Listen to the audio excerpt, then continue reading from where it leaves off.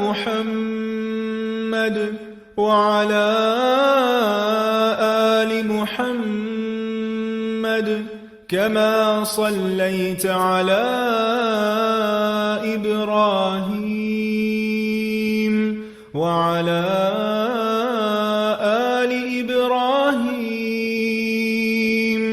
إنك حميد مجيد. اللهم بارك على محمد وعلى آل محمد كما باركت على إبراهيم وعلى آل إبراهيم إنك حميد مجيد.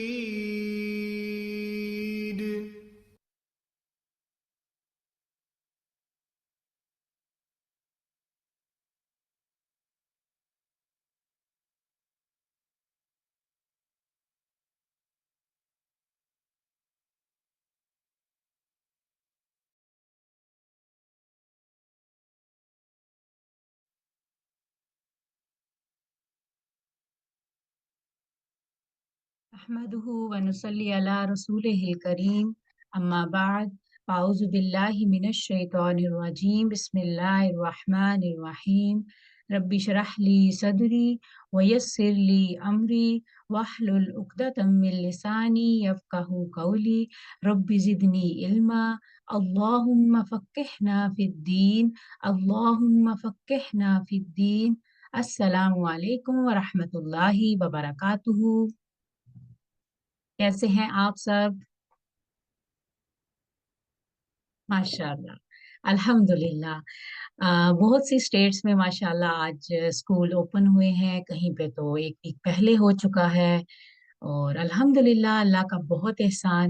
ہماری روٹین دوبارہ سے شروع ہو گئی ٹرم ہالیڈیز کے بعد. الحمدللہ چمکتی ہوئی صبح ہے، لمبے لمبے دن ہیں، اور اللہ کا بہت احسان کے برکتیں بھی ہیں ان دنوں میں.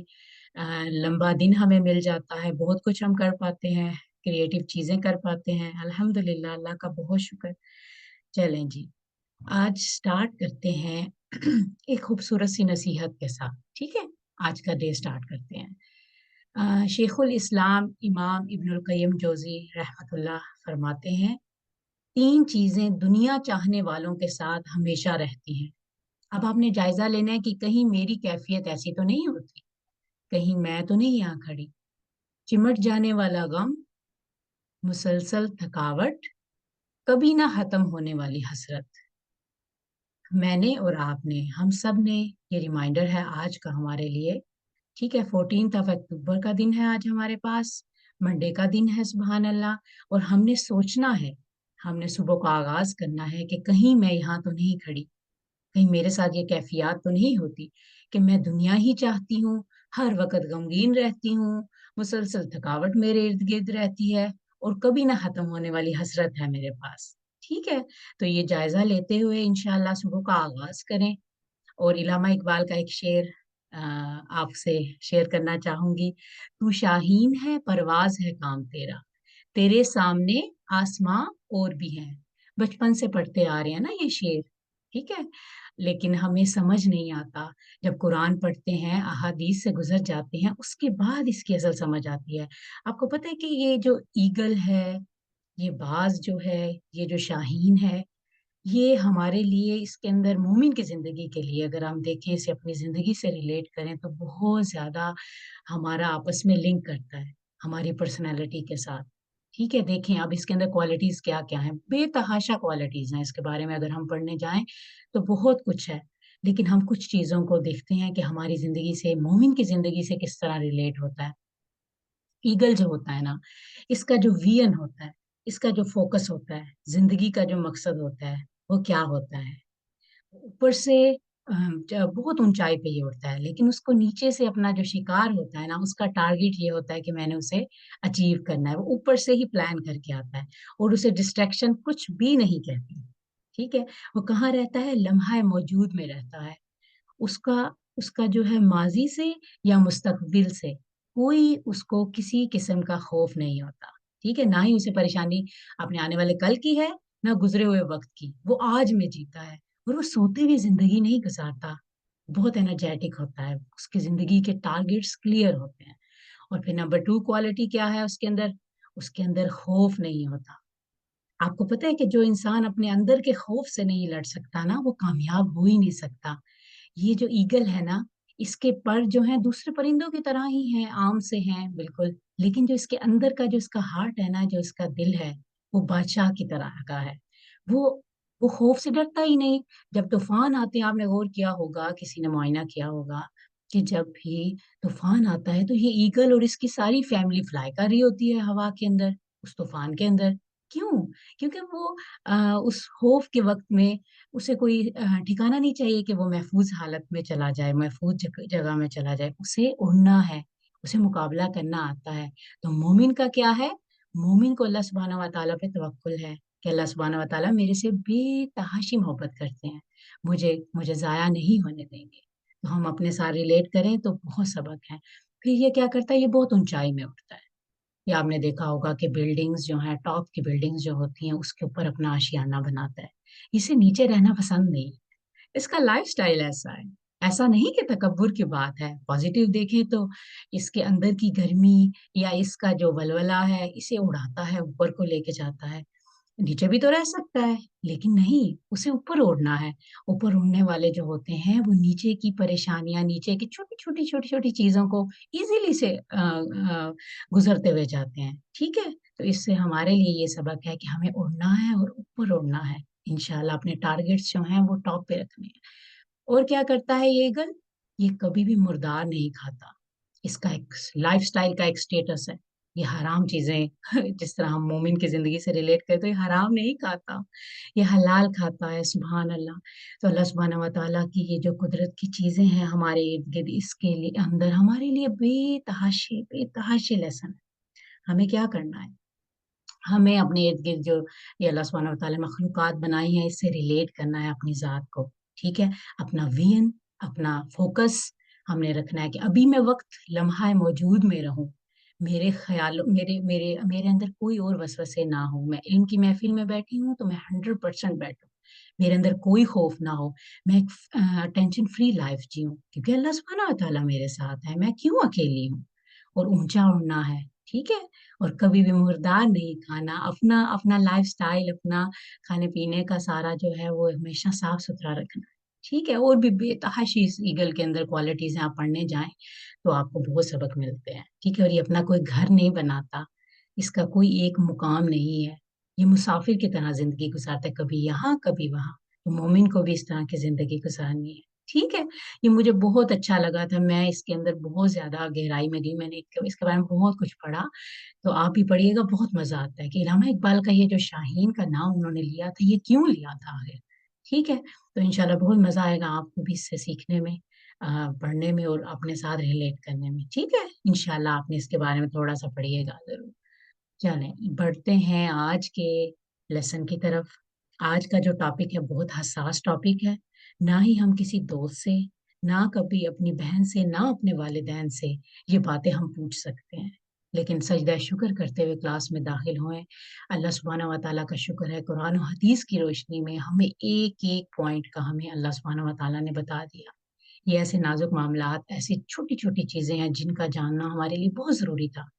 حیا کے تقاضوں کی وجہ سے ہم کسی سے یہ پوچھ نہیں سکتے، نیچرل سی بات ہے. لیکن دیکھیں آج آپ ان سب چیزوں سے گزریں گے اور اللہ کا شکر ادا کرتے ہوئے کلاس میں داخل ہوں. ٹھیک ہے، تیار ہیں آپ سب؟ اور آج ہم کور کرنے والے ہیں اللہ کے اذن سے 266 سے لے کے 293 تک. ٹھیک ہے، اور آپ سب تیار ہیں تو آپ مسکراتا ہوا چہرہ اپنا چیٹ باکس میں بھیجیں. ذرا نظر آئے کہ آپ کے اندر پازیٹیو انرجی ہے. آپ کلاس کے لیے تیار ہیں؟ الحمدللہ، اللہ کا بہت شکر، اللہ کا بہت احسان. ٹھیک ہے، چلیں بڑھتے ہیں اپنی پیاری سی استاذہ کے پاس. بسم اللہ.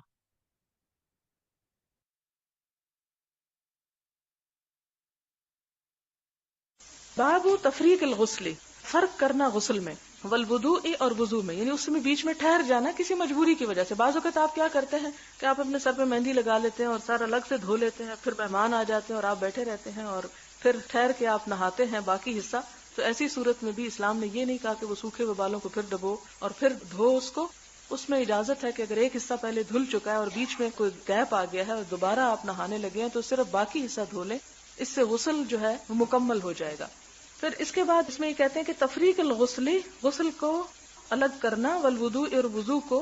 اور اس میں ایک اور معنی یہ بھی نکلتا ہے کہ غسل اور وضو الگ الگ کر لینا. مثلا آپ نہا کے نکل آئے اور باہر آ کے جب کپڑے وغیرہ پہن لیے سب کچھ، تو پھر نماز کا وقت پھر آپ دوبارہ وضو کرنے لگتے ہیں تو اس کی بھی اجازت ہے. لیکن باقی جسم پہ تو خود بخود پانی بہہ ہی جاتا ہے، کلی اور جو ناک میں پانی ڈالنا ہے وہ پھر کر ہی لینا چاہیے اگر باقی وضو کی نیت نہ بھی ہو.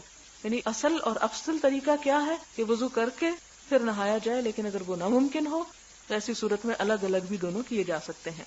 وَيُذْكَرُ عَنْ ابن عمر، حضرت ابن عمر سے یہ ذکر کیا جاتا ہے انه غسل قدميه کہ انہوں نے اپنے دونوں پاؤں کو دھویا، بعد ما جف وضوءه، اس کے بعد کہ ان کا باقی وضو خشک ہو چکا تھا. اب یہاں پر حدیث کیا ہے؟ حدثنا محمد بن محبوب قال حدثنا عبد الواحد قال حدثنا الأعمش عن سالم ابن ابي الجعد عن كريب مولى ابن عباس عن ابن عباس قال قالت ميمونة وضعت لرسول الله صلى الله عليه وسلم ماء يغتسل به، کہ میں نے حضور صلی اللہ علیہ وسلم کے لیے پانی رکھا جب آپ غسل فرما رہے تھے. فافرغ على يديه فغسلهما مرتين وثلاثا ثم افرغ بيمينه على شماله فغسل مذاكيره ثم دلك يده في الارض ثم مدمد واستنشق ثم غسل وجهه ويديه وغسل رأسه ثلاثا ثم افرغ على جسده ثم تنحى من مقامه فغسل قدميه. حدیث وہی ہے جو پیچھے آ چکی. بتانا مقصود کیا ہے کہ آپ نے سارا وضو کر کے بیچ میں گیپ کے ساتھ پاؤں الگ دھوئے.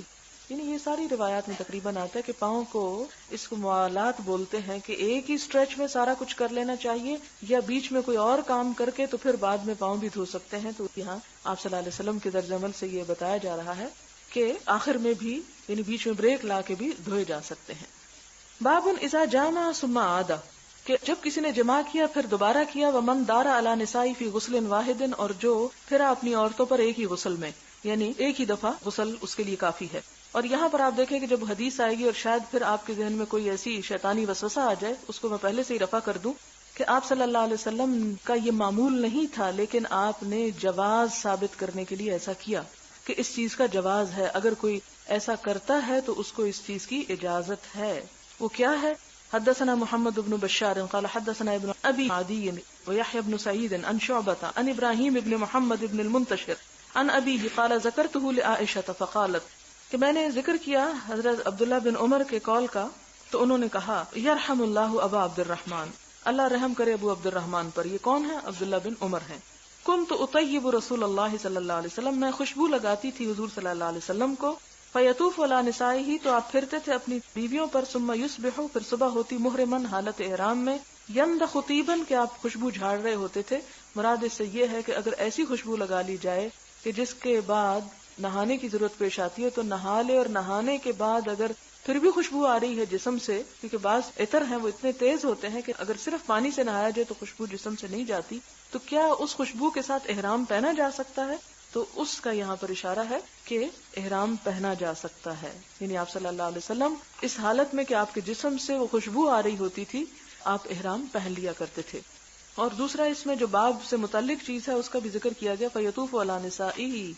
حدثنا محمد بن بشار قال حدثنا معاذ بن هشام قال حدثني ابي عن قتادة قال حدثنا انس بن مالك قال كان النبي صلى الله عليه وسلم يدور على نسائه في الساعة الواحدة من الليل والنهار وهن 11، کہ نبی صلی اللہ علیہ وسلم جاتے تھے اپنی بیویوں کے پاس یعنی ایک رات میں اور وہ 11 تھی. قال قلت لانس، میں نے انس سے کہا اب کان یطیقو، کیا آپ میں اتنی ہمت تھی؟ قال كنا نتحدث، کہتے ہیں کہ ہم یہ کہتے تھے کہ انه اعطي قوة 30، کہ آپ صلی اللہ علیہ وسلم میں 30 تک کی قوت ہے، یعنی اللہ تعالیٰ نے ان کو عام انسانوں سے بڑھ کر ایکسٹرا پاورز دی ہوئی تھی. وقال سعید عن قتادة ان انس حدثهم 9 نسوة، اور سعید قتادہ سے روایت کرتے ہیں کہ حضرت انس رضی اللہ تعالی عنہ نے ان سے 9 عورتوں کا ذکر کیا.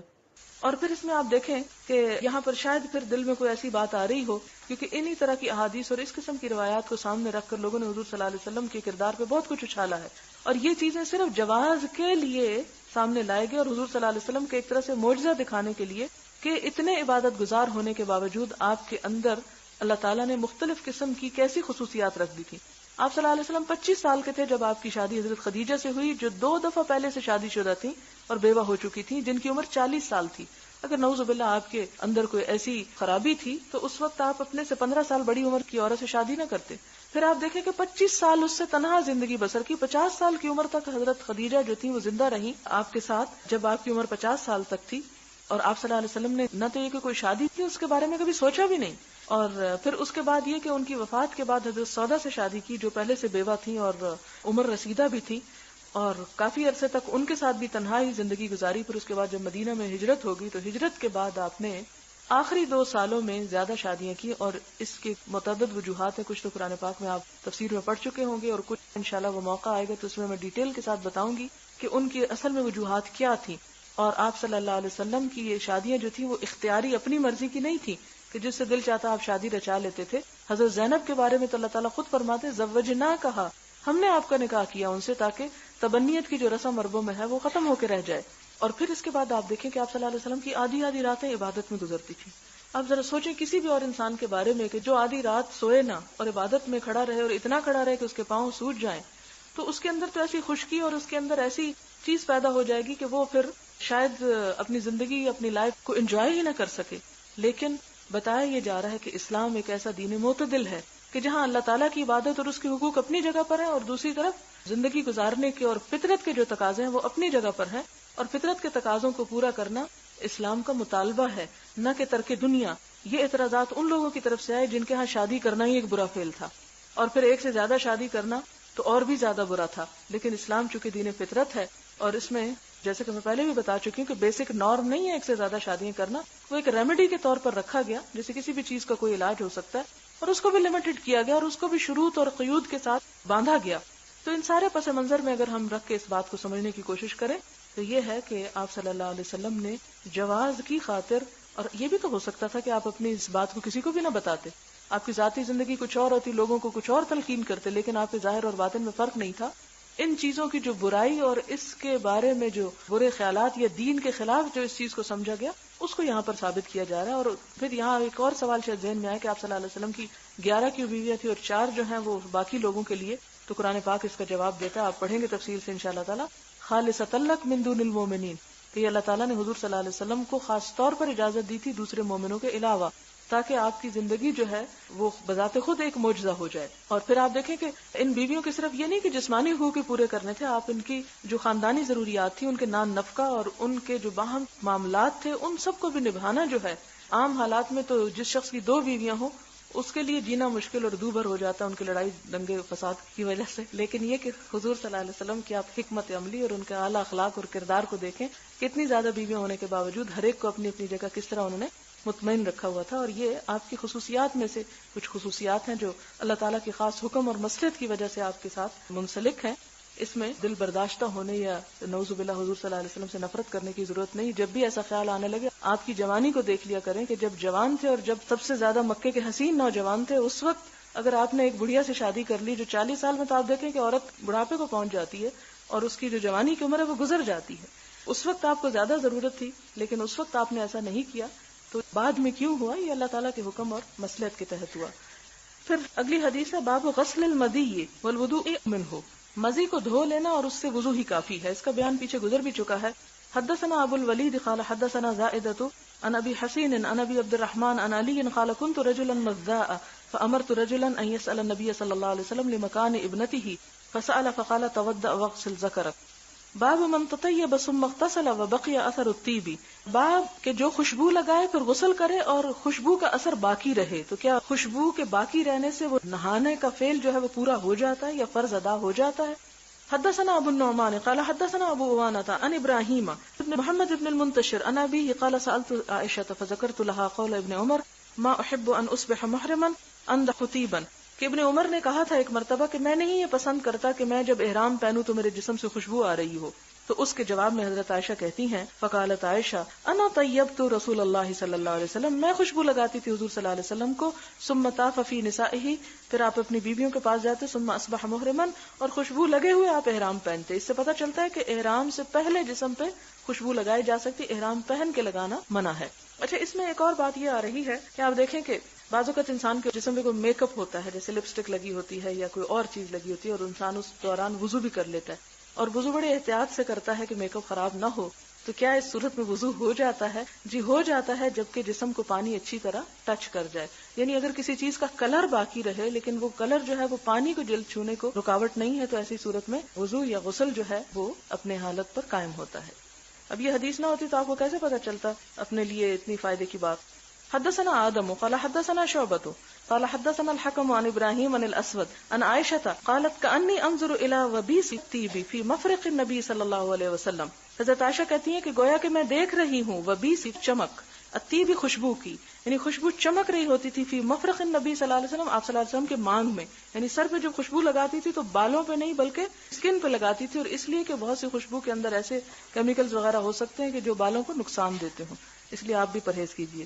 وہ محرم، حالانکہ آپ احرام کی حالت میں ہوتے تھے، یعنی احرام سے پہلے خوشبو لگاتے پھر نہا بھی لیتے، لیکن خوشبو ابھی تک جسم پہ لگی ہوئی ہوتی تھی.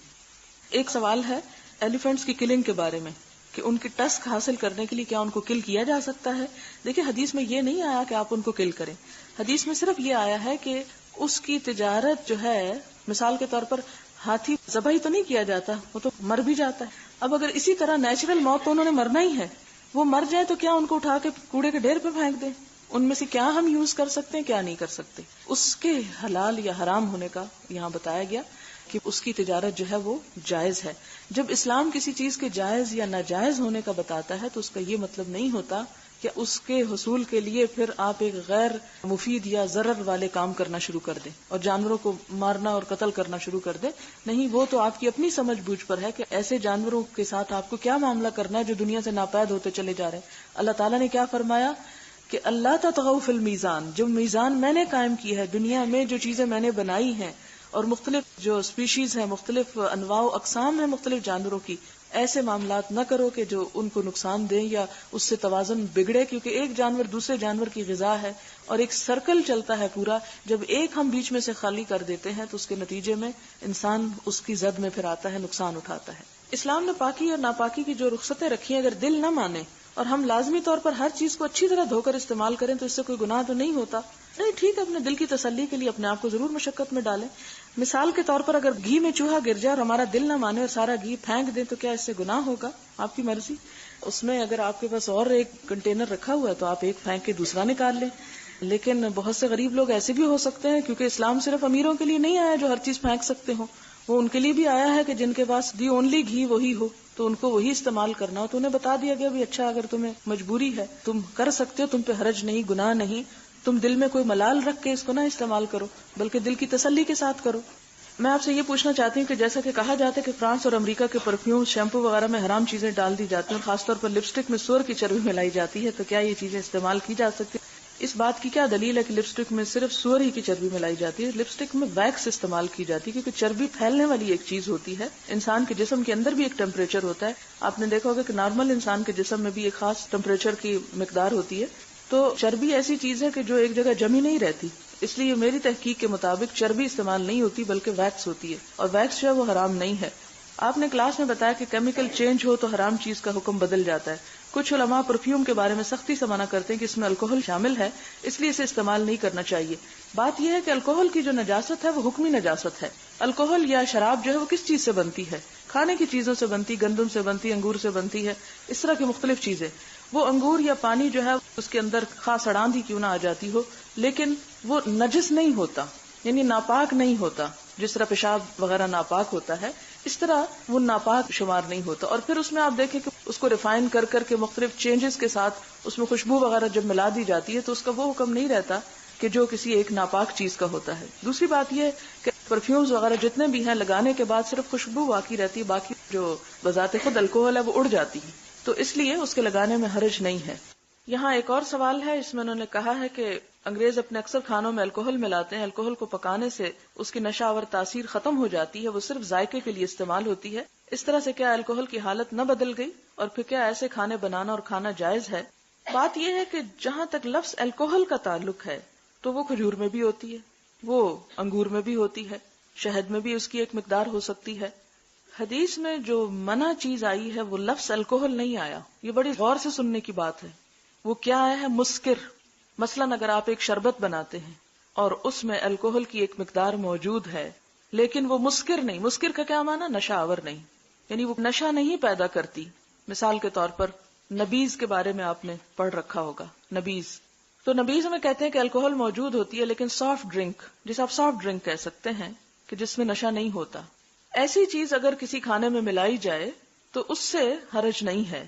لیکن اگر کوئی ایسا ڈرنک جس میں نشہ موجود ہے، خواہ وہ اس کے چند قطرے ہی کیوں نہ ہو اور ان قطروں سے نشہ نہ بھی ہو تو بھی وہ قطرے حرام ہے، کیونکہ اس کی زیادہ کوانٹٹی جو ہے وہ انسان کے اوپر اثر ڈالتی ہے. ایک اور روایت میں آتا نا کہ ما اسکر کثیرہ فقلیلہ حرام، کہ جس چیز کی زیادتی نشہ پیدا کر دے اس کی تھوڑی مقدار بھی لینا وہ حرام ہے. یعنی اس میں الکوہل کا اتنا ریشو ہو کہ وہ نشے کی حد تک پہنچ جائے تو وہ ناجائز ہے.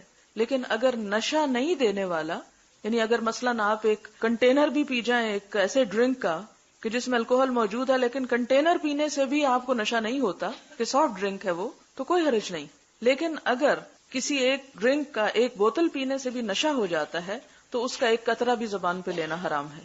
ٹھیک ہے، تو ایسا کوئی الکوہل ڈالا جائے کھانے میں یا کیک میں یا کسی بھی فوڈ میں کہ جس کی زیادہ مقدار نشہ آور ہو تو اس کا تھوڑا ڈالنا بھی منع ہے. لیکن اگر ایسی چیز ہو کہ جو زیادہ پی کر بھی اس میں نشہ نہیں آتا، اس کی حیثیت یا اس کا رنگ یا اس کی ٹیسٹ یا اس کی وہ تمام چیزیں مختلف ہیں، تو اس سے فرق نہیں پڑتا.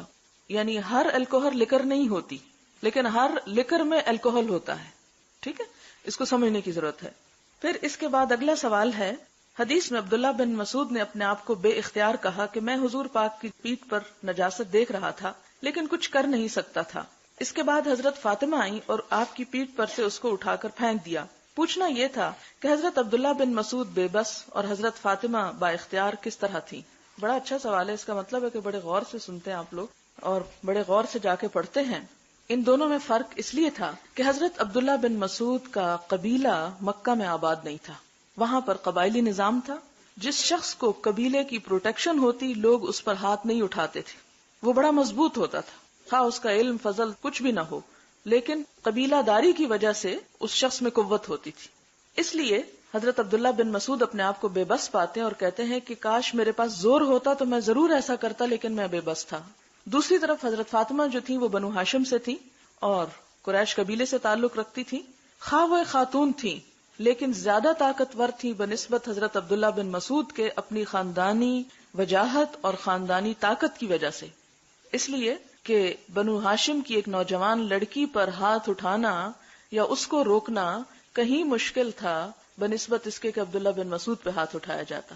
سوال ہے کہ بیماری کی وجہ سے اگر کوئی شخص سویٹر نہ اتار سکے یا چڑھا سکے تو کیا اس صورت میں بازو کا مسح کرنا جائز ہے؟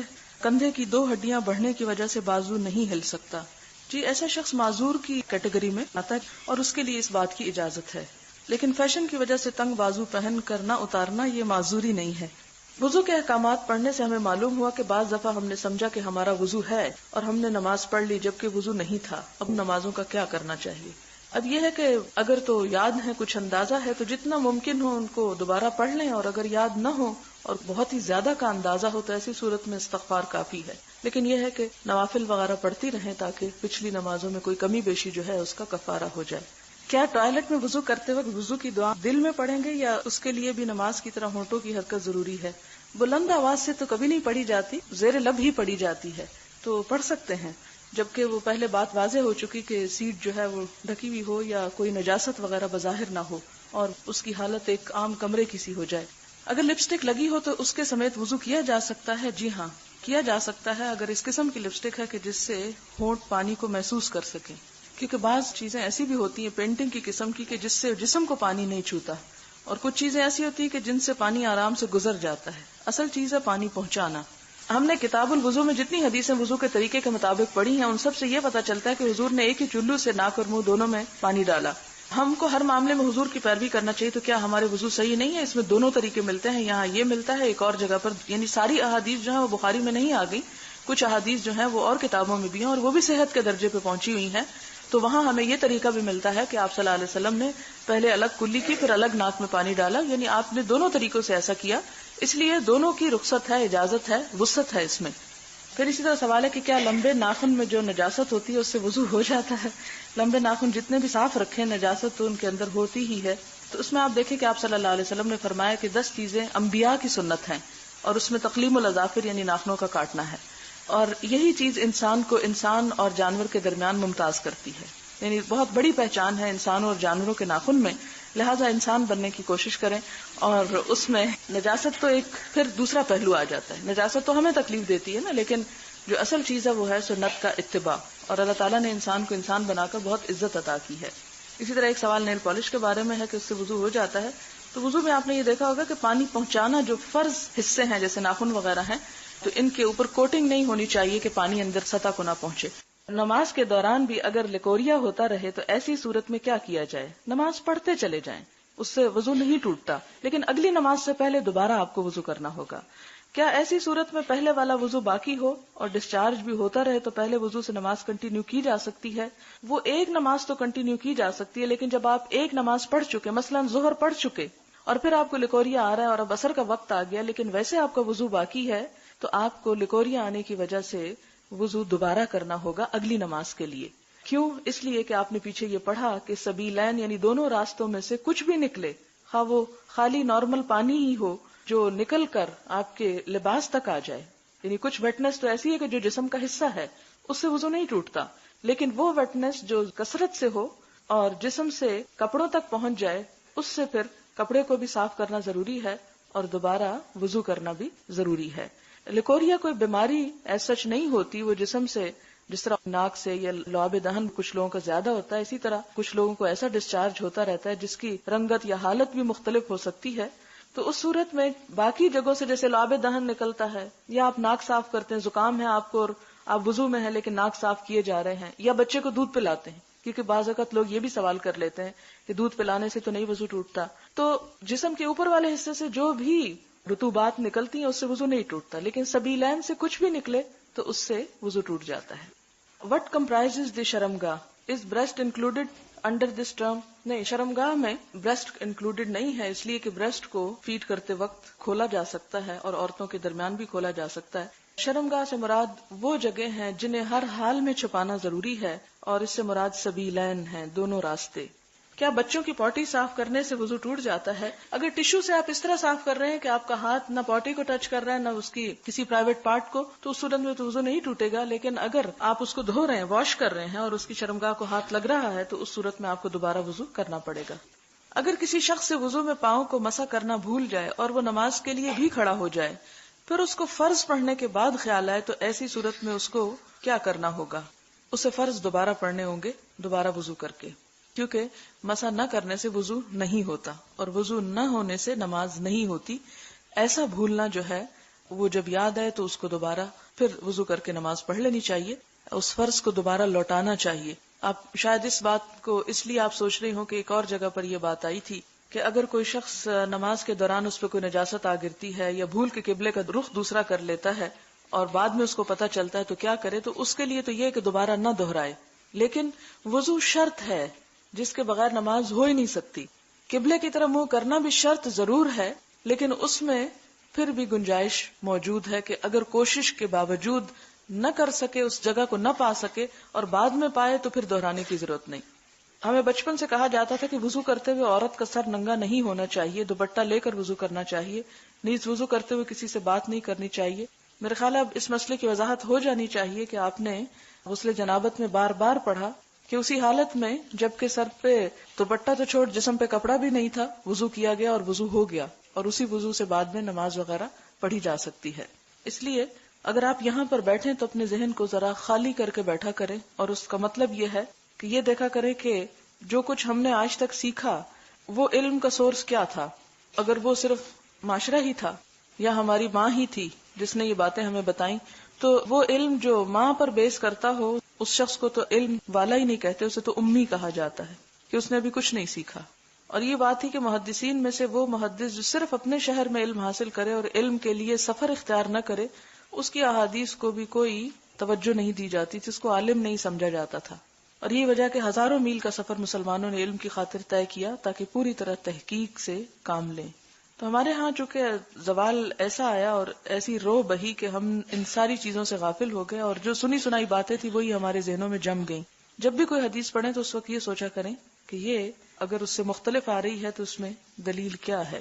برائے مہربانی بتا دیں کہ غسل سے پہلے جو وضو کا کہا گیا ہے تو کیا پورا وضو کرنا ضروری ہے یا صرف ہاتھ دھونا، کلی کرنا اور ناک میں پانی ڈالنا ہے؟ پاؤں کے علاوہ سارا وضو ہی کیا گیا ہے اور حدیثیں وہ دوبارہ پڑھ لیں. اسی لیے میں کہتی ہوں کہ ذرا جا کے اس کو ریپیٹ کر لیا کریں تو بات آپ کو وہاں بھی سمجھ آ سکتی. ایک اور سوال ہے، کہتی ہیں کہ آپ صلی اللہ علیہ وسلم کا فرمایا سر آنکھوں پر کہ آپ نے اپنے صحابی کی تصحیح کی کسی حدیث کا حوالہ دے کر لکھتی ہیں اس معاملے میں کہ رسول نہیں نبی کہو، کیونکہ آپ نے یہی الفاظ سکھائے. لیکن کیا آپ اس بات پر روشنی ڈالنا پسند کریں گی کہ نبی اور رسول میں کیا فرق ہے؟ نبی جو ہے ایک عام لفظ ہے جس کو بھی نبوت عطا ہوئی، لیکن رسول ایک خاص ہے. وہ کیسے؟ کہ رسول جو ہے صاحب کتاب ہوتا ہے یا صاحب شریعت ہوتا ہے یا صاحب امت ہوتا ہے، یعنی ان تینوں میں سے ایک چیز ہو سکتا ہے. جبکہ نبی صاحب کتاب ہو بھی سکتا ہے اور نہیں بھی ہو سکتا، صاحب شریعت ہو بھی سکتا اور نہیں بھی ہو سکتا. تو اس لیے ان کی حیثیت میں فرق ہے، دونوں کے مقام میں فرق ہوتا ہے. آپ نے دیکھا ہوگا کہ بعض اوقات قرآن پاک میں نبیًا رسولہ کا لفظ آتا ہے، وہ تاکید کے لیے آتا ہے. اس کا مطلب کیا ہے دوسرے لفظوں میں؟ کہ نبی رسول نہیں ہو سکتا لیکن رسول نبی بھی ہوتا ہے. کیا غسل میں کیا گیا وضو نماز کے لیے کافی ہے یا دوبارہ غسل کے بعد وضو کیا جائے گا؟ وہ کافی ہے. صرف ایک بات کا خیال رکھیں کہ اگر وضو کرنے کے بعد، یعنی سب سے پہلے تو استنجا کیا جاتا ہے پھر وضو کیا جاتا ہے، اگر وضو کرنے کے بعد آپ صابن سے مل کے دھو رہے ہیں اور آپ اپنے پرائیویٹ پارٹ کو پھر ہاتھ لگا لیتے ہیں تو پھر وضو نہیں رہے گا، اس صورت میں آپ کو دوبارہ کرنا ہوگا آخر میں. لیکن اگر آپ صرف پانی بہا رہے ہیں تو اس شکل میں آپ کا وضو باقی رہے گا. حدیث میں ہم نے پڑھا کہ حضرت عائشہ کے رضائی بھانجے آئے اور غسل جنابت کے بارے میں پوچھا تو حضرت عائشہ نے پردے کی آڑ میں انہیں ایک سا کے اندازے کے مطابق پانی سے غسل کر کے دکھایا. اسی حدیث کے متعلق نیچے حاشیے میں لکھا ہوا کہ ان لوگوں سے حضرت عائشہ کا سر اور اوپر کا بدن دیکھا جو محرم کو دیکھنا جائز ہے. سر کے دیکھنے کی تو سمجھ آتی ہے لیکن اوپر کا بدن دیکھا اس سے کیا مراد ہے؟ اس میں کہ اوپر کے بدن سے مراد چہرہ ہے، یعنی گردن سے اوپر، یعنی بدن کے دو حصے ہیں نا، ایک اوپر والا جو گردن سے اوپر ہے اور ایک گردن سے نیچے.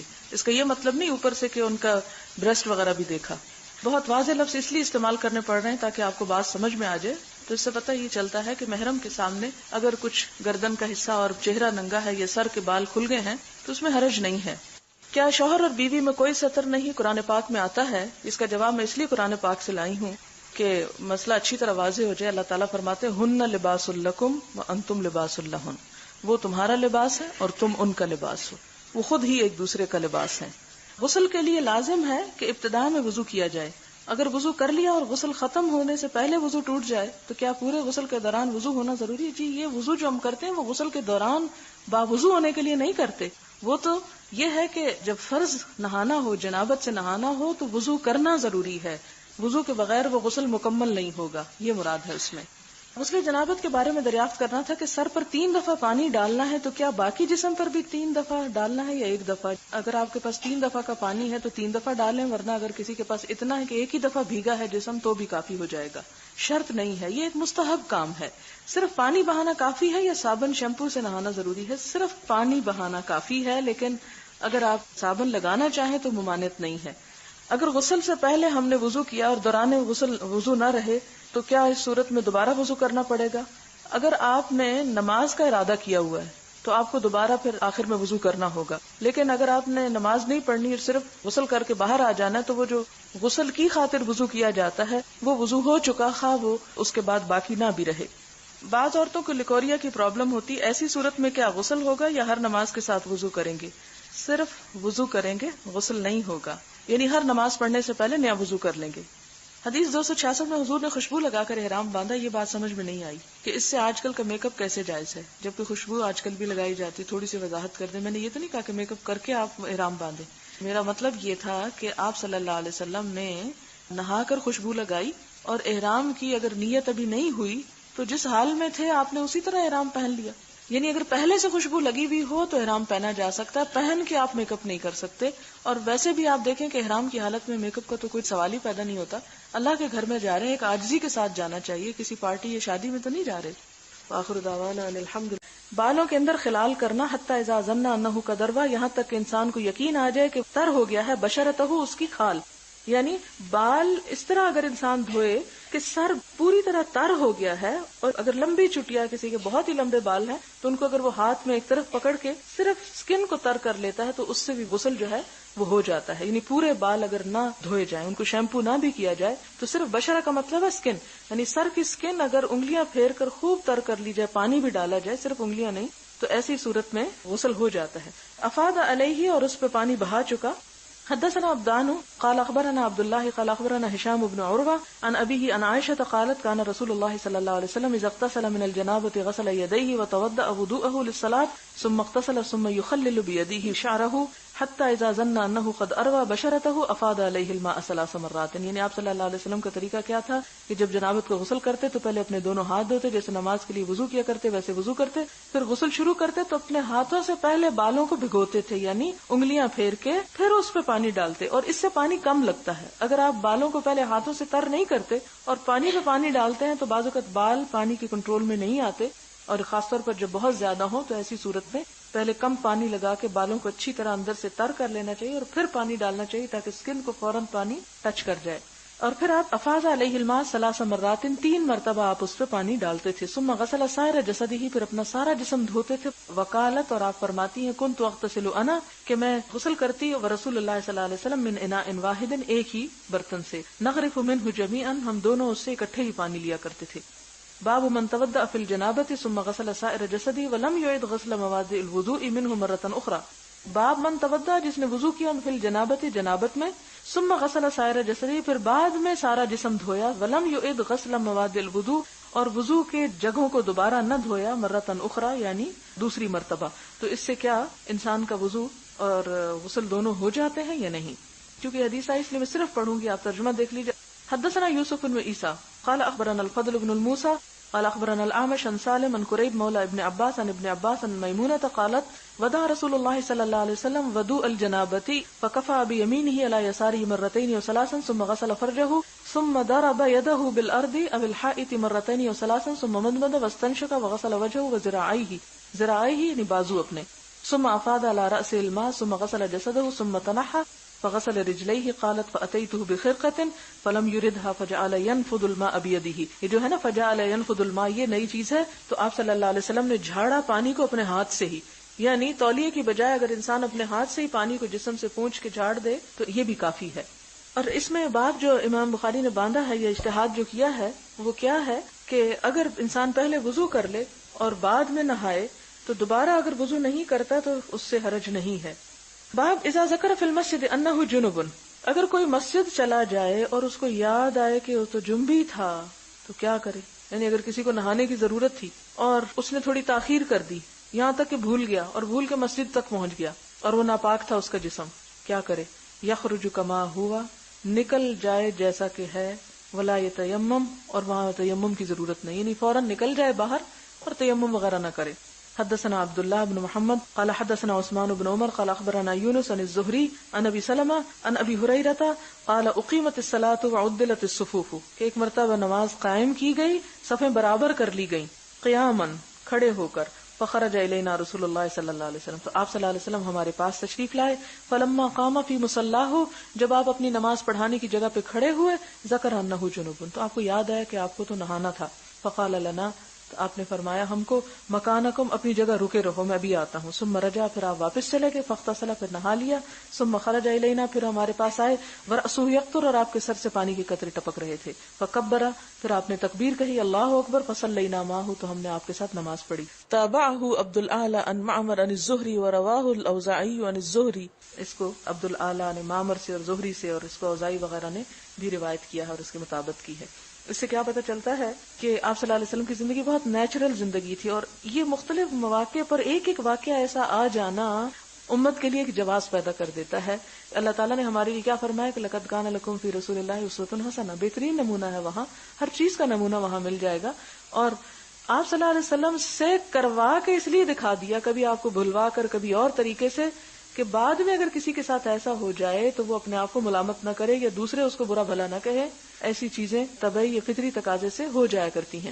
دوسری بات یہاں سے یہ پتہ چلتی ہے کہ عموماً لوگ یہ کہتے ہیں کہ ہماری بڑی بوڑھیاں یہ کہتی ہیں کہ ایک ایک قدم زمین پہ بھاری ہوتا ہے، اور اگر نہاؤ نہیں تو بہت بڑے بڑے عذابوں کی خوشخبریاں سنائی جاتی ہیں، تو اس میں یہ ہے کہ ٹھیک ہے کہ ایک مومن کو فوراً ہی نہا لینا چاہیے، لیکن اگر کسی وجہ سے وہ نہانے میں تھوڑی تاخیر کر رہا ہے اور اس دوران کوئی اور کام بھی اس نے کر لیا تو اس سے کوئی گناہ لازم نہیں آتا۔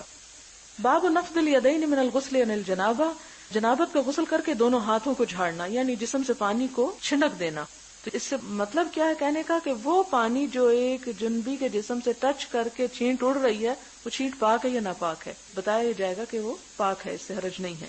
یہ حدیث پہلے چونکہ آ چکی، اس لیے میں صرف ریڈنگ کروں گی۔ حدثنا عبدان قال اخبرنا ابو حمزة قال سمعت الاعمش عن سالم عن كريب عن ابن عباس قال قالت ميمونة ودعت للنبي صلى الله عليه وسلم غسلا فسترته بثوب وصب على يديه فغسلهما ثم صب بيمينه على شماله فغسل فرجه فضرب بيده الأرض فمسحها ثم غسلها فمضمض واستنشق وغسل وجهه وذراعيه ثم صب على رأسه وأفاض على جسده ثم تنحى فغسل قدميه فناولته صوبا فلم يأخذه فانطلق وهو ينفض يديه۔ آپ صلی اللہ علیہ وسلم کو میں نے کپڑا پکڑایا، تولیہ دیا، آپ نے نہیں لیا، اور آپ اپنے ہاتھ جھاڑ رہے تھے، یعنی جو چھینٹے اڑے ہو سکتے ہیں ان میں سے کچھ حضرت میمونہ پہ جا پڑا ہو، یعنی وہ چھینٹے جو بعد میں اترے، جسم سے پانی اترے تو وہ پانی ناپاک نہیں۔ اور تولیے کا ذکر، پھر تولیے کی بات آگئی کہ نہ استعمال کرنا، مراد یہ ہے کہ وہ پانی جو جسم پر ٹھہر جائے، اور ٹھہرے ہوئے پانی پر انسان اگر کپڑے پہن لیتا ہے اور کپڑے پھر گیلے ہو جاتے ہیں اس پانی کے ساتھ جس سے انسان نہایا ہے، تو وہ پانی ناپاک نہیں ہوتا، وہ کپڑے بھی اس سے ناپاک نہیں ہوتے، ان کپڑوں میں انسان نماز وغیرہ ادا کر سکتا ہے۔ باب من بدا بشق رأسه الایمن فی الغسل، باب من بدا جو شروع کرے بشق حصہ رأسه ہی اپنے سر کا، الایمن دایاں، فی الغسل غسل میں، یعنی غسل میں دائیں ہاتھ سے، دائیں سائڈ سے، دائیں حصے سے شروع کرنا جو ہے اس کی بات۔ حدثنا خلاد بن يحيى قال حدثنا ابراهيم بن نافع عن الحسن بن مسلم عن صفية بنت شيبة عن عائشة قالت كنا اذا اصابت احدانا جنابة اخذت بيديها ثلاثا فوق رأسها، کہ حضرت عائشہ فرماتی ہیں کہ جب ہم میں سے کسی کو جنابت لاحق ہوتی، اخذت بیدیہا تو اپنے ہاتھوں سے لیتی، ثلاثا 3 مرتبہ پانی، فوق رأسها اپنے سر پہ ڈالنے کو، ثم تأخذ بیدیہا علی شقها الایمن، پھر اپنے ہاتھ کو اپنے جسم کے دائیں حصے پر پھیرتی، وبیدیہا الاخری علی شقها الایسر، اور دوسرے ہاتھ سے پھر بائیں حصے کو۔ یعنی جب انسان نہانے لگے اور نہانے میں پانی ڈالنے لگے یا صابن لگانے لگے تو پہلے دائیں حصے کو لگایا جائے اور اس کے بعد بائیں کو۔ یہ ایک مستحب طریقہ ہے، سنت ہے یہ۔ بسم اللہ الرحمن الرحیم، یہ آگے اس میں لکھی ہوئی ہے اس لیے پڑھ رہی ہوں۔ باب من اغتسل عریانا وحدہ فی خلوۃ، کہ تنہائی میں، اکیلے میں ننگے ہو کر نہانا، کیا اس کی اجازت ہے؟ کیونکہ بہت سی لوگوں کو آپ نے یہ کہتے سنا ہوگا کہ ہمارے بڑے بوڑھے کہتے ہیں کہ بالکل ننگے ہو کے نہیں نہا سکتے، جسم پہ کوئی نہ کوئی کپڑا ضرور پہنے ہوئے ہونا چاہیے۔ تو کیا یہ ضروری ہے یا اس کی اجازت ہے کہ انسان کے جسم پر کچھ بھی نہ اور وہ نہا لے؟ ومن تستر، اور جس نے ستر کیا یعنی کچھ پہن کے نہایا، فالتستر افضل، تو تستر جو ہے یعنی چھپانا اپنے آپ کو وہ زیادہ بہتر ہے۔ وقال بعض عن نبی عن جدہ عن نبی صلی اللہ علیہ وسلم، کہ نبی صلی اللہ علیہ وسلم نے فرمایا اللہ احق ان یستحیا منہ، اللہ تعالیٰ اس بات کا زیادہ حقدار ہے کہ اس سے حیا کیا جائے، من الناس، لوگوں سے۔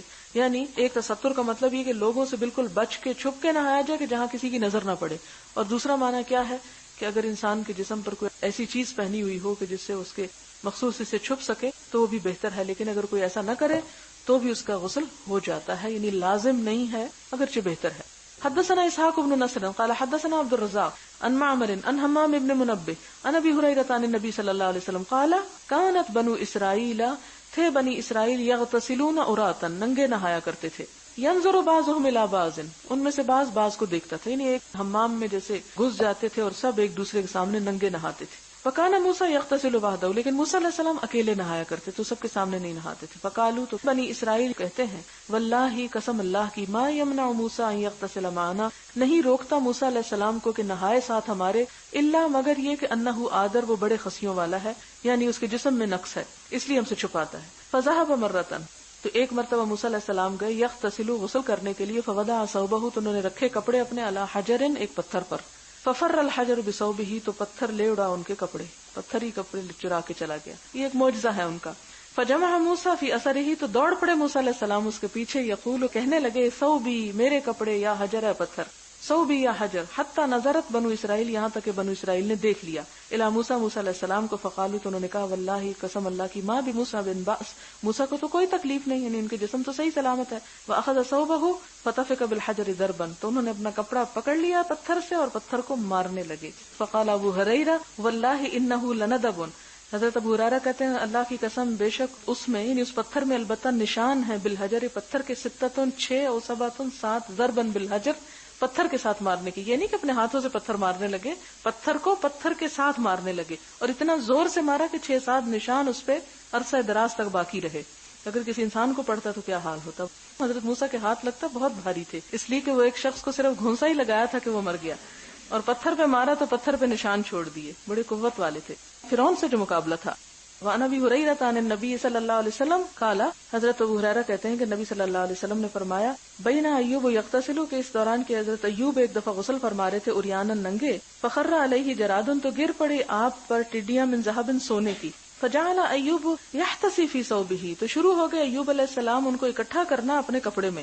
فناداہ ربہ، تو ان کے رب نے ان کو پکارا یا ایوب الم اکن اغنیتک اما ترى، کیا میں نے تجھے غنی نہیں کر دیا ان چیزوں سے جو تو دیکھتا ہے، یعنی تجھے سونے چاندی کی کیا ضرورت ہے، جو کچھ تجھے میں نے دیا ہے وہ تو اس سب سے زیادہ ہے. قال بلا و عزتک، کہتے ہیں ہاں اے رب تیری عزت کی قسم، ولکن لا غنا بی ان برکتک، کہ تیری برکتوں سے میں کبھی بھی بے نیاز نہیں ہو سکتا. یعنی تو جو بھی مجھے دے، جیسے حضرت موسیٰ علیہ السلام نے ایک اور موقع پہ فرمایا تھا رب انی لما انزلت الی من خیر فقیر، کہ جو بھی بھلائی تو مجھے دے میں اس کا محتاج ہوں.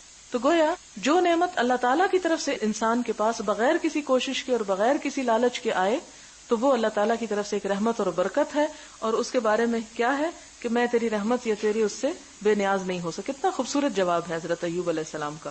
ورواه ابراہیم عن موسیٰ ابن عقبہ عن صفوان عن عطاء ابن یسار عن ابی ہریرہ عن النبی صلی اللہ علیہ وسلم قال بین ایوب یغتسل عریانا، یعنی یہ حدیث اس لیے یہاں پر لائے کہ حضرت ایوب علیہ السلام بھی بغیر لباس کے نہا رہے تھے، یعنی بغیر کسی کپڑے کے جسم پر پہنے ہوئے انسان نہا سکتا ہے. باب التستر فی الغسل عند الناس، لوگوں کے سامنے اگر نہائے تو کپڑا پہن کے یا ستر کے ساتھ نہائے. عند الناس یعنی لوگوں کے پاس. حدثنا عبداللہ ابن مسلمہ ان مالک ان ابن نضر مولا عمر ابن عبید اللہ ان ابا مرۃ مولا ام ہانئ اخبرہ انہ سمع ام ہانئ بنت ابی طالب تقول ذهبت الى رسول اللہ صلی اللہ علیہ وسلم عام الفتح، کہ میں رسول اللہ صلی اللہ علیہ وسلم کے پاس گئی فتح کے سال، فوجدتہ یغتسل، میں نے دیکھا کہ آپ نہا رہے ہیں، وفاطمہ تسترہ، اور فاطمہ رضی اللہ تعالی عنہا کپڑے کی آڑ کیے ہوئے ہیں، اوٹ کیے ہوئے ہیں، یعنی چھپا رہی ہیں آپ کو. اس کا مطلب یہ ہے کہ اگر کوئی اور نہ ہو گھر میں یا کوئی اور نہ ہو اس موقع پر تو کوئی بھی انسان، جیسے آپ دیکھیں کہ ایک کپڑے چینج کر رہا تھا تو دوسرا کپڑا پکڑ کے دوسری طرف منہ کر کے کھڑا ہو جائے تو اس میں حرج کوئی نہیں ہے. تو اسی طرح یہ کہ اس جگہ پر اور شاید کوئی مدد کرنے والا نہیں تھا تو آپ صلی اللہ علیہ وسلم نے حضرت فاطمہ سے کپڑا پکڑوا کے ایک اوٹ کر کے، اور اس کا یہ مطلب نہیں کہ وہ بالکل ساتھ ہی کھڑی ہوں گی، ایسی جگہ پہ کھڑی ہوں گی کہ جہاں سے وہ ان کو چھپا دے. فقال من هذه، تو انہوں نے کہا کہ یہ کون ہے؟ فقلت انا ام ہانی، تو میں نے کہا کہ میں ام ہانی ہوں. یعنی ام ہانی جو حضرت ابو طالب کی بیٹی تھی وہ اس وقت گھر آئیں اور حضور صلی اللہ علیہ وسلم غسل فرما رہے تھے، تو آپ کو پتا چلا کہ جیسے کوئی گھر میں آیا ہے. تو اب یہ بھی فکر ہوا کہ ہے کون.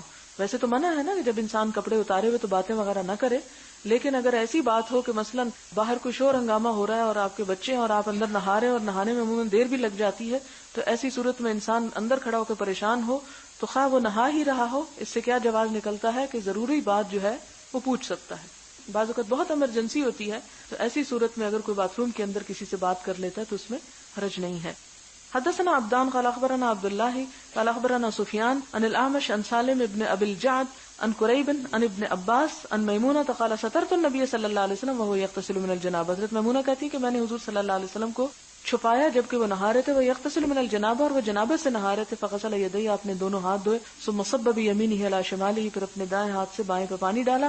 فغسل فرجہ وما اصابہ، ثم مسح بیدہ علی الحائط والارض، ثم توضأ وضوءه للصلاة غیر رجلیہ، ثم افاض الماء علی جسدہ، ثم تنحى فغسل قدمیہ. تابع ابو عوانہ وابن فضیل فی الستر. یہ حدیث گزر چکی ہے. باب اذا احتلمت المرأة، باب جب عورت کو احتلام ہو جائے، یعنی احتلام جیسے کہ پہلے میں نے بتایا کہ حلم سے، اور حلم خواب کو کہتے ہیں، یعنی خواب میں جمع کرنا. حدثنا عبداللہ ابن یوسف قال اخبرنا مالک عن ہشام ابن عروہ عن ابیہ عن زینب بنت ابی سلمہ عن ام سلمہ ام المؤمنین انها قالت جاءت ام سلیم امرأة ابی طلحہ الى رسول اللہ صلی اللہ علیہ وسلم فقالت یا رسول اللہ ان اللہ لا يستحیی من الحق هل على المرأة من غسل اذا هي احتلمت؟ فقال رسول اللہ صلی اللہ علیہ وسلم نعم اذا رأت الماء، کہ اگر پانی دیکھے تو اس صورت میں نہائے ورنہ نہیں. یہ حدیث گزر چکی اس لیے ترجمہ نہیں کر رہی. باب عرق الجنبی، جنبی کا پسینہ کیا پاک ہے؟ وان المسلم لا ينجس، اور مسلمان کبھی بھی ناپاک نہیں ہوتا. یہ حدیث ان تمام توہمات کی تردید کرتی ہے کہ جس میں یہ کہا جاتا ہے کہ اگر پیریڈز میں کپڑے پہن لیے جائیں تو وہ بھی دھو لیں، اور بیڈ شیٹس بھی دھو لیں، اور رضائیاں بھی دھو لیں، اور شاید کارپیٹس بھی دھو دیں. باب ارق الجنب وان المسلم لا ينجس. حدثنا علي بن عبد الله قال حدثنا يحيى قال حدثنا حميد قال حدثنا بكر عن ابي رافع عن ابي هريره ان النبي صلى الله عليه وسلم لقيه في بعض طريق المدينه کہ حضور صلی اللہ علیہ وسلم کو حضرت ابو ہریرہ ملے مدینہ کے کسی راستے پر، یعنی گھر سے باہر تھے، کہیں جا رہے تھے راستے میں. وہ جنوبن، حالانکہ وہ جنبی تھے. اس سے کیا پتہ چلتا ہے کہ بوقت ضرورت جنابت کی حالت میں گھر سے بھی نکلا جا سکتا ہے. فن خنست منہ، کہتے ہیں کہ میں ان سے چھپ کے ایک طرف کھسک گیا، یعنی پیچھے رہ کے لوٹ گیا. فذهب، پھر گیا. فاغتسل، پھر غسل کیا. ثم جاء، پھر آ گیا. فقال اين كنت يا ابو هريرة، ابو ہریرہ تم کہاں گئے تھے، کہاں تھے تم؟ قال كنت جنبا، ابو ہریرہ کہتے ہیں کہ میں جنابت میں تھا. فکرہت ان اجالسک، تو مجھے ناپسند ہوا کہ میں آپ کے پاس بیٹھوں. وانا على غیر طہارت، اور میں ناپاک ہوں. فقال سبحان اللہ ان المؤمن لا ينجس، سبحان اللہ، مومن کبھی ناپاک نہیں ہوتا. اس سے کیا پتہ چلتا ہے کہ جنابت کی حالت میں اگر انسان کسی دوسرے سے کوئی بات چیت کرتا ہے یا ملاقات کرتا ہے، یا بعض اوقات ایسے حالات ہوتے ہیں کہ انسان فوری طور پر نہیں نہا سکتا، تو اس صورت میں وہ گلٹی کانشیس نہ ہو، یا یہ نہ سمجھے کہ وہ ایک جرم کا مرتکب ہے. ظاہر ہے کہ نماز سے پہلے تو ہر صورت میں نہانا ہی ہے، لیکن آپ دیکھیں کہ پیریڈز جو ہیں یہ بھی تو جنابت ہی کی ایک حالت ہے. اگر اس میں انسان گھر سے نکل سکتا ہے، آگے پیچھے آ جا سکتا ہے، لیکن اس کا یہ مطلب نہیں کہ انسان نہانے میں بلا وجہ کی سستی کرے اور اس کو ایک معمول بنا لے. لیکن یہاں یہ جواز کا صرف پہلو نکلتا ہے کہ ایسا کرنا جائز ہے. اب ایک چیز ہوتی ہے جواز کے لیے کوئی ایک آدھ خاص موقع پہ ایک بات کا ہونا، اور ایک یہ کہ انسان سستی کے مارے ایک ایسی عادت کو اختیار کر لے. اگلی حدیث اسی سے متعلق ہے، اس لیے میں اس کو بیان کیے جاتی ہوں. باب الجنب یخرج ویمشی فی السوق، جنبی جب گھر سے نکل جائے اور بازار وغیرہ میں گھومے پھرے وغیرہ ہی. وقال عطاء یحتجم الجنب، کہ جنبی جو ہے وہ حجامت کرا سکتا ہے. حجامت سے مراد یہاں بال نہیں کٹوانا بلکہ پشنے لگوانا ہے. ویقلم اظفارہ، اور اپنے ناخن تراش سکتا ہے. ویحلق رأسہ، اپنا سر منڈوا سکتا ہے. وان لم یتوضأ، اس نے وضو نہ بھی کیا ہو. حدثنا عبد الاعلى بن حماد قال حدثنا يزيد بن زريع قال حدثنا سعيد عن قتادة ان انس بن مالك حدثهم ان نبي الله صلى الله عليه وسلم كان يطوف على النساء في الليلة الواحدة وله يومئذ 9 نسوة. یہ پیچھے حدیث گزر چکی ہے، وہاں 11 نسوة کی بات ہے، یہاں 9 بیویوں کی بات ہے. تو اس میں حدیث اس لیے لائی گئی کہ ظاہر ہے کہ ایک بیوی کا گھر جو تھا وہ دوسری سے مختلف تھا، تو مطلب یہ کہ گھر سے نکلے یعنی جنابت کی حالت میں. حدثنا عياش قال حدثنا عبد الاعلى قال حدثنا حميد عن بكر عن ابي رافع عن ابي هريره قال لقيني رسول الله صلى الله عليه وسلم وانا جنب فاخذ بيدي، میں جنبی تھا، آپ صلی اللہ علیہ وسلم نے میرا ہاتھ پکڑ لیا. فمشيت معه، تو میں آپ کے ساتھ چل پڑا. حتى قعد، یہاں تک کہ آپ بیٹھ گئے. فانسللت، تو میں کھسک گیا. فاتيت الرحل فاغتسلت، تو میں رحل یعنی جس جگہ پہ قیام کیا جائے یعنی اپنے گھر آیا. فاغتسلت ثم جئت وهو قاعد، میں نہا کے فوراً واپس گیا کہ ابھی آپ وہیں پر بیٹھے تھے جہاں میں ان کو چھوڑ کے آیا تھا. فقال اين كنت يا ابا هريره فقلت له فقال سبحان الله يا ابا هريره ان المؤمن لا ينجس. باب كينونة الجنب في البيت اذا تودأ قبل ان يغتسل. باب کینونہ، رہنا، الجنبی، جنبی انسان کا، فی البیت، گھر میں، اذا تودأ، جبکہ وہ وضو کر چکا ہو، قبل ان یغتسل، اس سے پہلے کہ غسل کرے. پچھلی حدیث میں آپ دیکھ چکے ہیں کہ حضرت ابو ہریرہ رضی اللہ تعالی عنہ کو ہم نے جنابت کی حالت میں گھر سے باہر پایا، اور اس حدیث سے کیا پتہ چلتا ہے کہ اگر کوئی شخص جنابت کی حالت میں ہے اور اپنے گھر کا کام کاج کر رہا ہے تو اس کا کیا حکم ہے، کیا اس کو اس بات کی اجازت ہے. عام طور پر لوگوں میں یہ بات مشہور ہے کہ جب تک انسان جنابت کی حالت میں ہوتا ہے فرشتے اس کے پاس نہیں آتے، تو اس آنے والی حدیث سے اس بات کا دراصل رد کیا گیا ہے. حدثنا ابو نعیم قال حدثنا هشام وشیبان عن یحیی عن ابی سلمۃ قال سألت عائشة اکان النبی صلی اللہ علیہ وسلم یرقد. ابو سلمہ کہتے ہیں کہ میں نے حضرت عائشہ رضی اللہ تعالی عنہا سے پوچھا، اکان النبی صلی اللہ علیہ وسلم یرقد، کہ کیا نبی صلی اللہ علیہ وسلم سو جایا کرتے تھے، وہو جنوب، اور وہ جنابت کی حالت میں ہوتے. قالت، تو وہ کہنے لگی، نعم، ہاں، وہ یتوضأ، اور وہ وضو کر لیتے تھے. باب نوم الجنبی، باب جنبی کی نیند یا جنابت کی حالت میں سونا. حدثنا قتیبۃ قال حدثنا اللیث عن نافع عن ابن عمر ان عمر بن الخطاب سأل رسول اللہ صلی اللہ علیہ وسلم. حضرت عمر بن خطاب رضی اللہ تعالی عنہ نے حضور صلی اللہ علیہ وسلم سے پوچھا، ایرقد احدنا وهو جنب، کیا سو سکتا ہے ہم میں سے ایک حالانکہ وہ جنابت کی حالت میں ہو، یعنی جنابت کی حالت میں سویا جا سکتا ہے؟ قال نعم، آپ نے فرمایا ہاں، اذا توضأ، جب وہ وضو کر لے، احدکم، تم میں سے کوئی ایک، یعنی وضو کر کے سویا جا سکتا ہے۔ اب کیا یہ وضو کرنا جو ہے یہ فرض ہے یا صرف مستحب ہے؟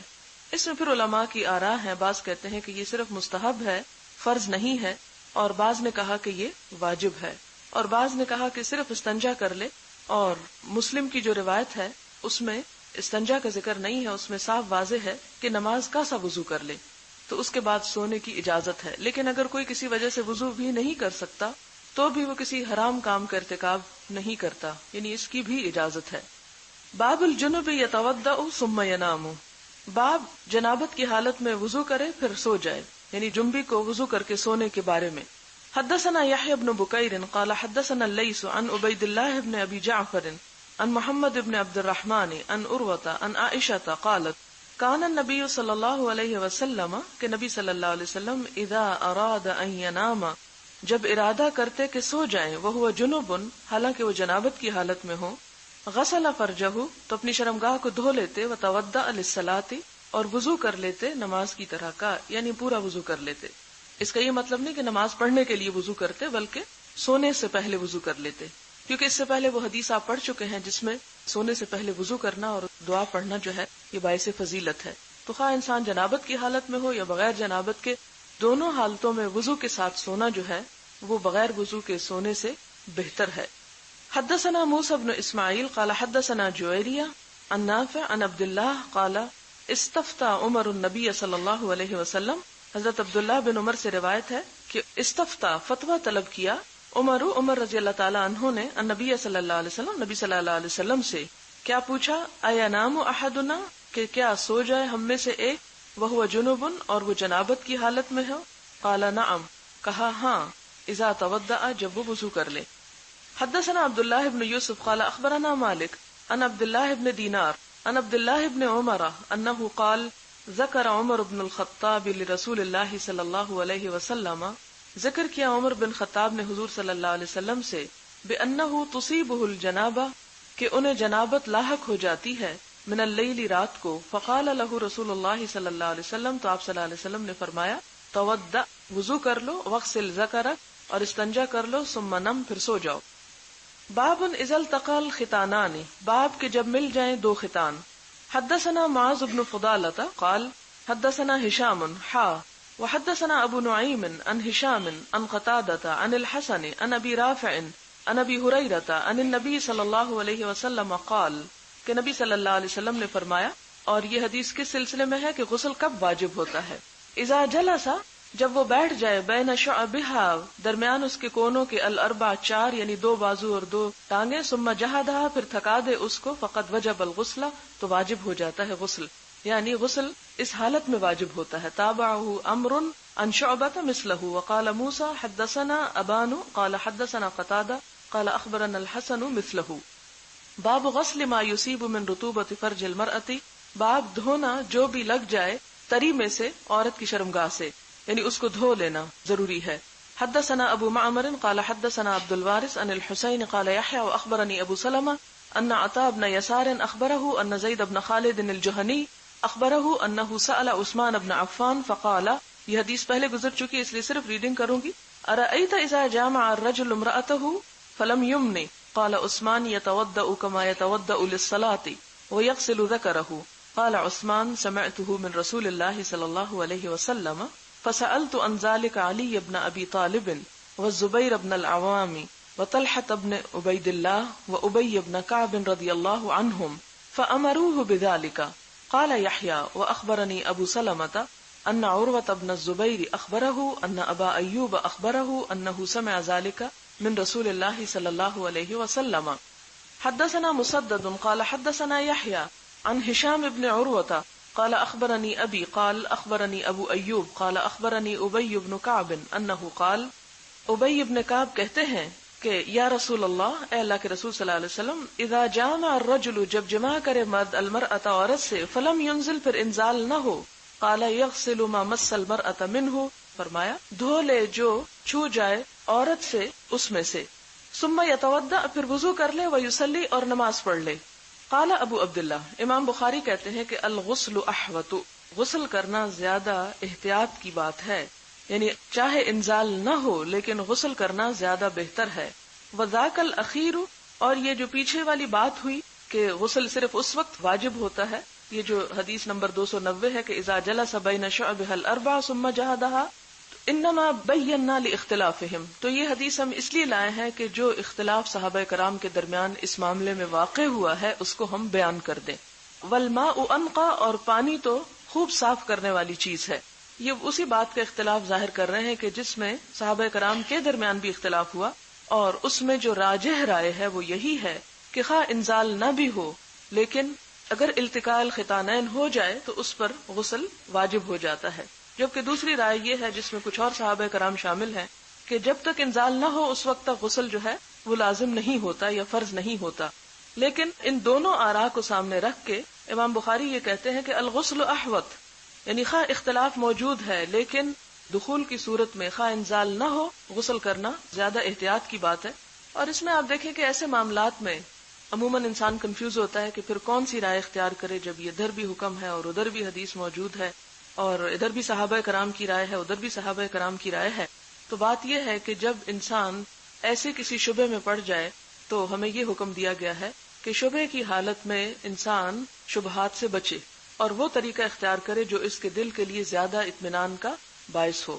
یعنی دین کے معاملے میں اور تقوی کا تقاضا کیا ہے؟ ایک حدیث میں آتا ہے دع ما یریبک الی ما لا یریبک، اس چیز کو چھوڑ دو جو تمہیں شک میں ڈالتی ہو، اس چیز کو اختیار کر لو جو تمہیں شک میں نہ ڈالتی ہو. تو اس صورت میں جو چیز انسان کے لیے زیادہ قابل اطمینان ہو اسے کر لینا چاہیے. اور اس اختلاف کو کس طرح دور کیا گیا؟ اس میں یہ کہا گیا کہ جن کی رائے یا جس روایت میں یہ آیا ہے کہ جب تک انزال نہ ہو غسل نہیں ہے، یہ روایت منسوخ ہے. اسی لیے علماء کی اور اکثریت کی یہی رائے ہے اور یہی طرز عمل جو ہے وہ قابل عمل ہے کہ ہر دو حالت میں غسل کرنا چاہیے، خواہ انزال ہو یا نہ ہو. السلام علیکم ورحمۃ اللہ وبرکاتہ. جی الحمدللہ، اللہ کے اذن سے ہمارا آج کا سیشن مکمل ہوا. آج کتنا کچھ سیکھنے کو ملا ہمیں. ہیپی ہیں آپ سب؟ بہت سی چیزوں سے ہم گزرے تھے، بہت سی چیزوں کو ہم نہیں کسی سے بیان کر سکتے حیا کی وجہ سے، لیکن اللہ سبحانہ و تعالیٰ نے آج ہمیں عین الیقین، آنکھوں سے دیکھ کے یقین ہمیں دلا دیا الحمدللہ. اور آج ہم سیٹسفائی ہیں کہ ہم جو کرتے ہیں اپنی پاکی کا جو بھی ہم طریقہ اختیار کرتے ہیں الحمدللہ وہ مسنون ہے. کتنی خوشی ہوتی ہے نا جب انسان کو آنکھوں سے دیکھنے کے بعد یقین ہو جائے کہ جو میں عمل کرتا ہوں الحمدللہ وہ ویلڈ ہے. الحمدللہ اللہ کا بہت احسان. چلیں کچھ تھوڑے سے سوالات کر لیتے ہیں. اب آپ نے ان سٹیٹمنٹس کے اوپر دھیان دینا ہے، ٹھیک ہے، اور ٹرو اینڈ فالس میں ہے تاکہ آپ کے لیے چیٹ باکس میں ایکٹیو ہونا آسان ہو. ٹھیک ہے، آپ نے غور سے اسٹیٹمنٹ کو پڑھنا ہے اور اپنے دل سے پوچھنا ہے کیا میں اس کے بارے میں انفارمیشن میری صحیح ہے یا نہیں. ٹھیک ہے، پہلا سوال آپ سے ہے کہ موالات سے مراد وضو کے سارے اعضاء کو ایک ساتھ دھونا ہے، کیا یہ بات صحیح ہے یا غلط ہے؟ جی آپ نے ٹرو اینڈ فالس میں بس بتاتے جانا. جی الحمدللہ بالکل ٹھیک، آپ سب کا جواب بالکل ٹھیک ہے. آپ سب کے نام فلائی ہو رہے ہیں اوپر. ٹھیک ہے، تو اللہ تعالیٰ آپ سب کو آپ کا علم مبارک کرے. بس اپنے آپ سے پوچھیں کہ مجھے الحمدللہ اس کے بارے میں 100% میں شور ہوں. ٹھیک ہے، اب دیکھیے مزی کی طہارت حاصل کرنے کے لیے وضو کرنا ضروری ہے، کیا یہ ٹھیک ہے؟ یس اور نو؟ جی وضو کرنا ضروری ہے بالکل الحمدللہ. اب دیکھیے جس چیز کی زیادتی نشہ پیدا کر دے اس کی تھوڑی مقدار بھی لینا وہ حرام ہے، کیا یہ بات صحیح ہے؟ جی الحمدللہ ہم سب کو پتا ہے الحمدللہ. جی نیکسٹ سوال آپ سے ہے، لکوریا کے بعد ہر نماز کے ساتھ نیا وضو کرنا ضروری ہے. ابھی ہم نے کوسچن آنسر کے سیشن میں پڑھا. کیا آپ سب مانتے ہیں اس چیز کو کہ اگر کسی کو یہ تکلیف ہے، کسی کو یہ پرابلم ہے تو کیا اسے ہر نماز کے ساتھ نیا وضو کرنا ہوگا؟ جی الحمدللہ اسے ہر نماز کے ساتھ اپنا نیا وضو کرنا ہوگا. ٹھیک ہے، اب سبھی لین ٹھیک ہے جو دو راستوں کی بات ہوئی تھی سے کچھ بھی آئے تو وضو ٹوٹ جاتا ہے. کیا آپ کا دل مانتا ہے اس بات پہ؟ کیا آپ کو شور ہے؟ الحمدللہ بالکل وضو ٹوٹ جاتا ہے ان دونوں راستوں سے کچھ بھی خارج ہو. ٹھیک ہے. اب ایک کیس اسٹڈی کو دیکھتے ہیں. آپ نے غور کرنا ہے میری اسٹیٹمنٹ پہ. ٹھیک ہے. سامنے نہیں سوال آ رہا لیکن آپ نے اسٹیٹمنٹ کو دیکھنا ہے. میں ریپیٹ بھی کر سکتی ہوں. اب دیکھیں عصر کا وقت ہے. ٹھیک ہے. عصر کی نماز کا وقت ہے. آمنہ نے پہلے وضو کیا پھر غسل کیا اور غسل کے دوران ان کے جو پرائیویٹ پارٹ ہیں ان کو انہوں نے ٹچ کیا. اب کیا عصر کی نماز وہ ادا کر سکتی ہیں کیونکہ انہوں نے وضو سٹارٹ میں کر لیا تھا. آپ کا کیا خیال ہے؟ کیا انہیں دوبارہ وضو کرنا ہوگا؟ جی انہیں دوبارہ وضو کرنا ہوگا. کیا وجہ ہے؟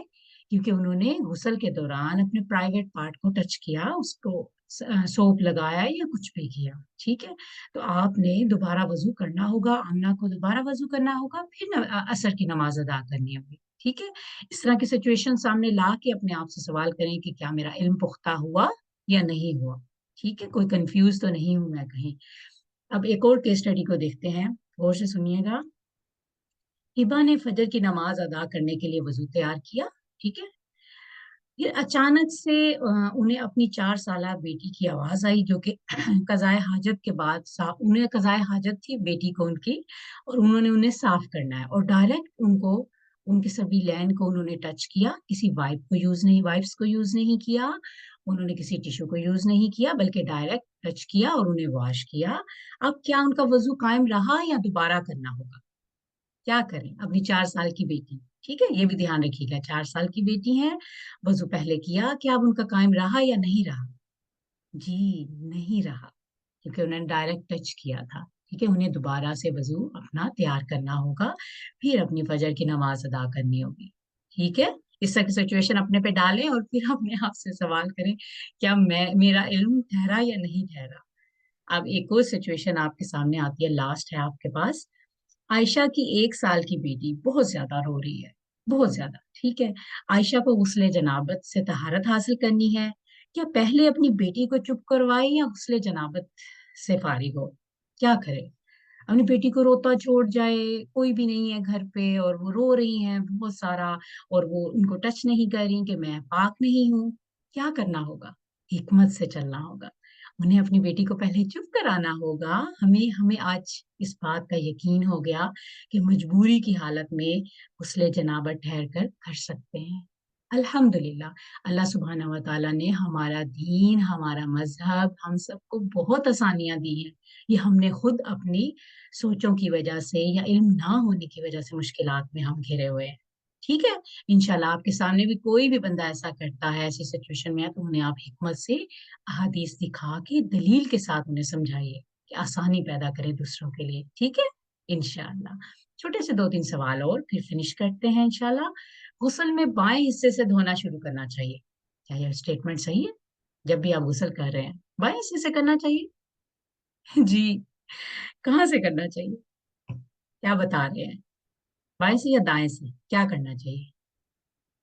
کون بتائے گا؟ جی دائیں سے کرنا چاہیے, بائیں نہیں آئے گا. یہاں آپ کو کنفیوز کیا گیا ہے. ٹھیک ہے. ہم دائیں سے شروع کریں گے. ایک سوال ہے, ام ہانی جو ہے ابو طالب کی بیٹی تھی, یس اور نو؟ یس الحمدللہ. اس کا مطلب ہے آپ سب بہت دھیان سے سنتے ہیں, ماشاء اللہ. الحمدللہ. اچھا جی, جنبی کا پسینہ پاک ہے, ان سے اسمیل آ رہی ہے, کیا وہ پاک ہے؟ یس اور نو؟ جی الحمدللہ. اللہ کا بہت شکر ہے کہ جنبی کا پسینہ پاک ہے. الحمدللہ. اب جی ہمارا یہ حدیث جو ہم نے انشاءاللہ 3 ٹائم پڑھنی ہے, آپ نے تعداد میں ہم نے اس کو 3 ٹائم ایسی اونچی آواز میں پڑھنا ہے کہ ہمارے کان سن سکیں اسے. ٹھیک ہے. اونچی لاؤڈ آواز میں تاکہ ہماری ریویژن ہو اچھی سے, اور نیکسٹ ویک ہم اس کو ریوائز کریں گے. اور اب آتے ہیں, آپ کا ایک چھوٹا سا ہوم ورک ہے, تھوڑا سا پریکٹیکل ہوم ورک ہے. سب سے پہلے میں اپنے پہ شروع کروں گی پھر آپ پہ. ہم نے اپنے آپ سے سوال کرنا ہے کہ اس ہفتے میں نے کتنی بار غسل کیا اور اپنا تولیہ دھویا. تھوڑا سا جائزہ لیں اپنی ذات کا اور اپنی شخصیت کا کہ غسل کا طریقہ بھی مجھے پتا چل گیا ہے کس طرح کرنا ہے. ٹھیک ہے. کیا میں اپنے آپ کو اتنا پاک صاف رکھتی ہوں؟ آپ کو پتا ہے نا کہ انسان کے پاس سے پسینے کی بو آئے تو فرشتے بھی نہیں اس کے پاس آتے. ہماری عبادتوں میں, ہمارے فوکس میں, ہماری زندگی کے کچھ فیصلوں میں کیا رکاوٹ ہے؟ ہمارا پاک صاف نہ رہنا. ٹھیک ہے، ہفتے میں ایک بار نہانا، کچھ لوگ فرائیڈے کو صرف نہاتے ہیں، ایسا نہیں کرنا. یہ ایک لائن میں آپ نے اپنا ہوم ورک کرنا ہے، تھوڑا سا جائزہ لینا ہے، پورا ویک گزارنے کے بعد آنسر کیجئے گا کہ میں اس ویک میں کتنی بار میں نے شاور لیا، ٹھیک ہے، اور میں نے اپنا تولیا. ٹھیک ہے، آج تولیے کے بارے میں ماشاءاللہ ہم نے ایکوریٹ چیزیں پڑھی کہ ہم یوز بھی کر سکتے ہیں، نہیں بھی یوز کر سکتے. ٹھیک ہے، تو کیا میں اسے پاک صاف رکھتی ہوں، کیا میں ایک دفعہ دھوتی ہوں اور پورا مہینہ اس سے گزارتی ہوں، یا میں اسے ڈیلی بیسس پہ دھوتی ہوں، وضو کے بعد میں اسے دھوتی ہوں اور اس کے بعد کیا کرتی ہوں. ٹھیک ہے، اپنا جائزہ لیں. کیوں، کیا ہوگا اس سے، کیا فائدہ ہوگا، نہانے کے کیا کیا فائدے ہیں. یہ صرف ہمارا جسم ہی نہیں پاک ہو رہا، ہم چمکدار سے نظر آئیں گے، ہمارے جو مسلز ہیں نا وہ ریلیکس ہو جائیں گے، ہم فریش ہوں گے، ہم بہت سے ایکٹیو ہو جائیں گے، چمکتے چمکتے اور پورے اعتماد انسان ہوں گے. اگر ہم ماں ہیں تو ایک پورے اعتماد ماں نظر آئے گی نا، اگر ہم بیوی ہیں کسی کی تو ایک پورے اعتماد بیوی نظر آئے گی، بیٹی ہیں تو بیٹی اچھی سی نظر آئے گی. کیونکہ آپ خود صاف ہیں، آپ کو اعتماد ہے کہ آپ سے کوئی ایسی ویسی اسمیل نہیں آ رہی، تو آپ اپنے سارے فرائض دل کی خوشی سے ادا کرتے ہوئے جائیں گے. ٹھیک ہے، اور یہ سب سے بڑی بات، یہ ہماری ذہنی صحت کے لیے بھی بہت ضروری ہے اپنا پاک صاف رہنا.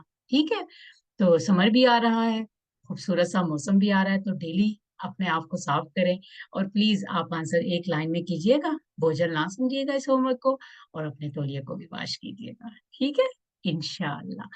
چلیں، اللہ سبحانہ و تعالیٰ سے دعا ہے کہ جو ہم نے آج سیکھا، جو نئی چیزیں ہمارے پاس آج آئیں، اللہ تعالیٰ ہمارے عمل میں آنا آسان ہو جائے، ہم دل سے اسے عمل کریں. ٹھیک ہے، ہمارے لیے کوئی رکاوٹ نہ بنے. ٹھیک ہے، اللہ تعالیٰ آپ سب کو خوش رکھے، آپ کی نسلوں کی حفاظت کرے، دین پہ رکھے ان سب کو. اور اب ہم چلتے ہیں اپنی پیاری سی سسٹر سبین کے پاس، جو کہ آپ کا حدیث کا سیشن کروائیں گی. ٹھیک ہے، نیکسٹ ویک ہماری ملاقات ہوگی اللہ کے اذن سے. سبحانک اللہم و بحمدک، اشہد ان لا الہ الا انت، استغفرک و اتوب الیک. السلام علیکم و رحمۃ اللہ وبرکاتہ. وعلیکم السلام ورحمۃ اللہ وبرکاتہ. بہت شکریہ سسٹر ثنا، الحمدللہ بہت ہی بینیفیشل سیشن تھا، الحمدللہ. اور اس میں بہت ساری چیزیں تھیں واقعی سیکھنے کے لیے. بہت سارے سپرسٹیشس بلیفس تھے جو شروع سے سنتے آ رہے ہیں کہ فلانی حالت میں آپ پاک ہیں، فلانی میں نہیں ہیں. اور وہی والی بات ہے کہ آج جب اپنی آنکھوں سے، اپنے کانوں سے چیزوں کو سنا ہے اور اوتھینٹسٹی کے ساتھ ان تمام احادیث کو دیکھا ہے، پراپر چین آف نریشنز کے ساتھ جو کہ صحیح تھیں، سبحان اللہ، تو واقعی دل کو اطمینان ہے اس چیز کا. استاذہ نے بہت پیاری بات کی کہ سینہ در سینہ بہت ساری چیزیں ایسے چل رہی ہوتی ہیں. میری امی کہتی ہیں، میری دادی کہتی ہیں، میری فلانی کہتی ہیں. تو مسئلہ یہ ہے کہ تو استاذہ نے کہا ہے کہ اگر آپ کے پاس صرف ویسے والا علم ہے تو ابھی بھی آپ امی ہی ہیں، کیونکہ جو صرف اور صرف کہیں اور سے کچھ نہیں سیکھتا، صرف اپنی مدر کے پاس ہی سے بھی اس نے جو سارا علم لیا ہے اور باقاعدہ طور پہ کوئی تعلیم ایسی نہیں حاصل کی. تو الحمدللہ آج ہم اس کیٹیگری سے تھوڑا باہر نکل رہے ہیں، کیونکہ ہم لوگوں نے جو ہے وہ آج اپنی استاذہ سے پراپر حدیث کی کتاب سے یہ ساری کی ساری چیزیں وہ جو سنی ہیں. الحمدللہ ثم الحمدللہ. میں دیکھ رہی تھی استاذہ کے اسٹوڈنٹس بہت ہی غور سے چیزوں کو سننے والے ہیں، اور اسپیشلی ان لوگوں کے پاس بڑی حکمت والے کویسچنز ہوتے ہیں. اور آپ یہ دیکھیں کہ ان کے کویسچنز کے بعد جب استاذہ جواب دیتی ہیں تو حقیقت یہ ہے کہ علم کے اور دروازے کھلتے ہیں. سبحان اللہ، یہ بھی ہماری خوش نصیبی ہے. اور کتاب ہم جناب علی کر رہے ہیں کتاب الغسل، اور غسل کے احکامات اور مسائل ہم جو ہیں وہ پڑھ رہے ہیں، اور انہی سے ریلیٹڈ آج کل ہمارے ہوم ورکس بھی ہیں. تو انشاءاللہ شروع کرتے ہیں ہم اپنی ریڈنگ کا سیشن. آپ اپنے اپنے ہاتھ ریز کیجئے گا جب تک میں دعا پڑھ لیتی ہوں، اور پھر اس کے بعد ہم انشاءاللہ اپنی ہوم ورک والی جو حدیث ہے اس کی حدیث ریڈنگ کرتے ہیں. ٹھیک ہے جی. نحمدہ و نصلی علی رسولہ الکریم، اما بعد، فاعوذ باللہ من الشیطان الرجیم، بسم اللہ الرحمن الرحیم. رب اشرح لی صدری ویسر لی امری واحلل عقدۃ من لسانی یفقہوا قولی ربی زدنی علما اللہم فقہنا فی الدین. او Allah please give us the true understanding of deen. آمین یا رب العالمین. جی جناب، سسٹر شاہدہ نسرین نے سب سے پہلے ماشاءاللہ ہاتھ کھڑا کر دیا ہے. جو تھوڑی سی دیر مجھے دیں آپ، میں آپ لوگوں کے پارٹیسپینٹس کے نام دیکھتی ہوں، اور پھر انشاءاللہ ہم لوگ ساتھ ساتھ شروع کرتے ہیں. جی جناب. جی سسٹر شاہدہ، آپ نے اپنا ہاتھ ریز کیا، تو انشاءاللہ ہم آپ ہی سے شروع کرتے ہیں. آپ اپنا پلیز مائک اوپن کیجئے اور حدیث ریڈنگ میں اپنی حدیث کو دیکھیے. السلام علیکم ورحمۃ اللہ وبرکاتہ. وعلیکم السلام ورحمۃ اللہ وبرکاتہ. اعوذ باللہ من الشیطان الرجیم، بسم اللہ الرحمن الرحیم. حدثنا عبد الله بن يوسف قال أخبرنا مالك عن هشام عن أبيه عن عائشة عن ہشام، دوبارہ دیکھیں، سوری، ان ہشام، عن ہشام نہیں ہے جی. عن هشام عن أبيه عن عائشة زوج النبي صلى الله عليه وسلم أن النبي صلى الله عليه وسلم كان إذا اغتسل من الجنابة بدأ بہت ہی باریک ہے، مجھے نظر نہیں نہیں آ رہا. نہیں ٹھیک ہے. من الجنابة بدأ فغسل يديه ثم يتوضأ كما يتوضأ للصلاة ثم يدخل أصابعه في الماء فيخلل بها أصول شعره ثم ثم يصب على رأسه ثلاث غرف بيديه ثم ثلاثہ کے بعد دوبارہ دیکھیے، ثلاث غرف بيديه ثم يفيد الماء على جلده كله. اللہم بارک، جزاک اللہ خیراً کثیر. الحمدللہ، اٹ واز آل گڈ، شکر الحمدللہ. جی سبینش، اب آپ کی ٹرن ہے. السلام علیکم ورحمۃ اللہ وبرکاتہ. وعلیکم السلام ورحمۃ اللہ وبرکاتہ. کیسے ہیں بینش آپ؟ الحمد للہ، آپ کیسی ہیں؟ الحمدللہ. جی بینش، بسم اللہ کیجیے. بسم اللہ. حدثنا عبد الله بن يوسف قال أخبرنا مالك عن هشام عن أبيه عن عائشة زوج النبي صلى الله عليه وسلم أن النبي صلى الله عليه وسلم كان إذا اغتسل من الجنابة بدأ فغسل يديه ثم يتوضأ كما يتوضأ للصلاة ثم يدخل أصابعه في الماء فيخلل بها أصول شعره ثم يصب على رأسه 3 غرف بيديه ثم يفيض الماء على جلده كله. اللہم بارک، ماشاء اللہ، بیوٹیفل، جزاک اللہ خیراً کثیر. اچھا جی، اب ہمارے پاس ہیں سسٹر شیریں. السلام علیکم ورحمۃ اللہ وبرکاتہ. وعلیکم السلام ورحمۃ اللہ وبرکاتہ. جی سسٹر شیریں. الرحمن الرحیم. حدثنا عبد الله بن يوسف قال أخبرنا مالك عن حدثنا، هشام. شیریں دوبارہ دیکھیے. حدثنا عبد الله بن يوسف. نون کے اوپر ضمہ ہے؟ یوسف.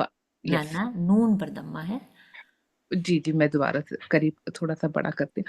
حدثنا عبد الله بن يوسف قال أخبرنا مالك عن هشام عن أبيه عن عائشة زوج النبي صلى الله عليه وسلم أن النبي صلى الله عليه وسلم كان إذا اغتسل من الجنابة بدأ فغسل يديه ثم يتوضأ كما يتوضأ للصلاة ثم يدخل أصابعه في الماء فيخلل بها أصول شعره ثم يصب على رأسه 3 غرف بيده ثم يفيد الماء على جلده كله.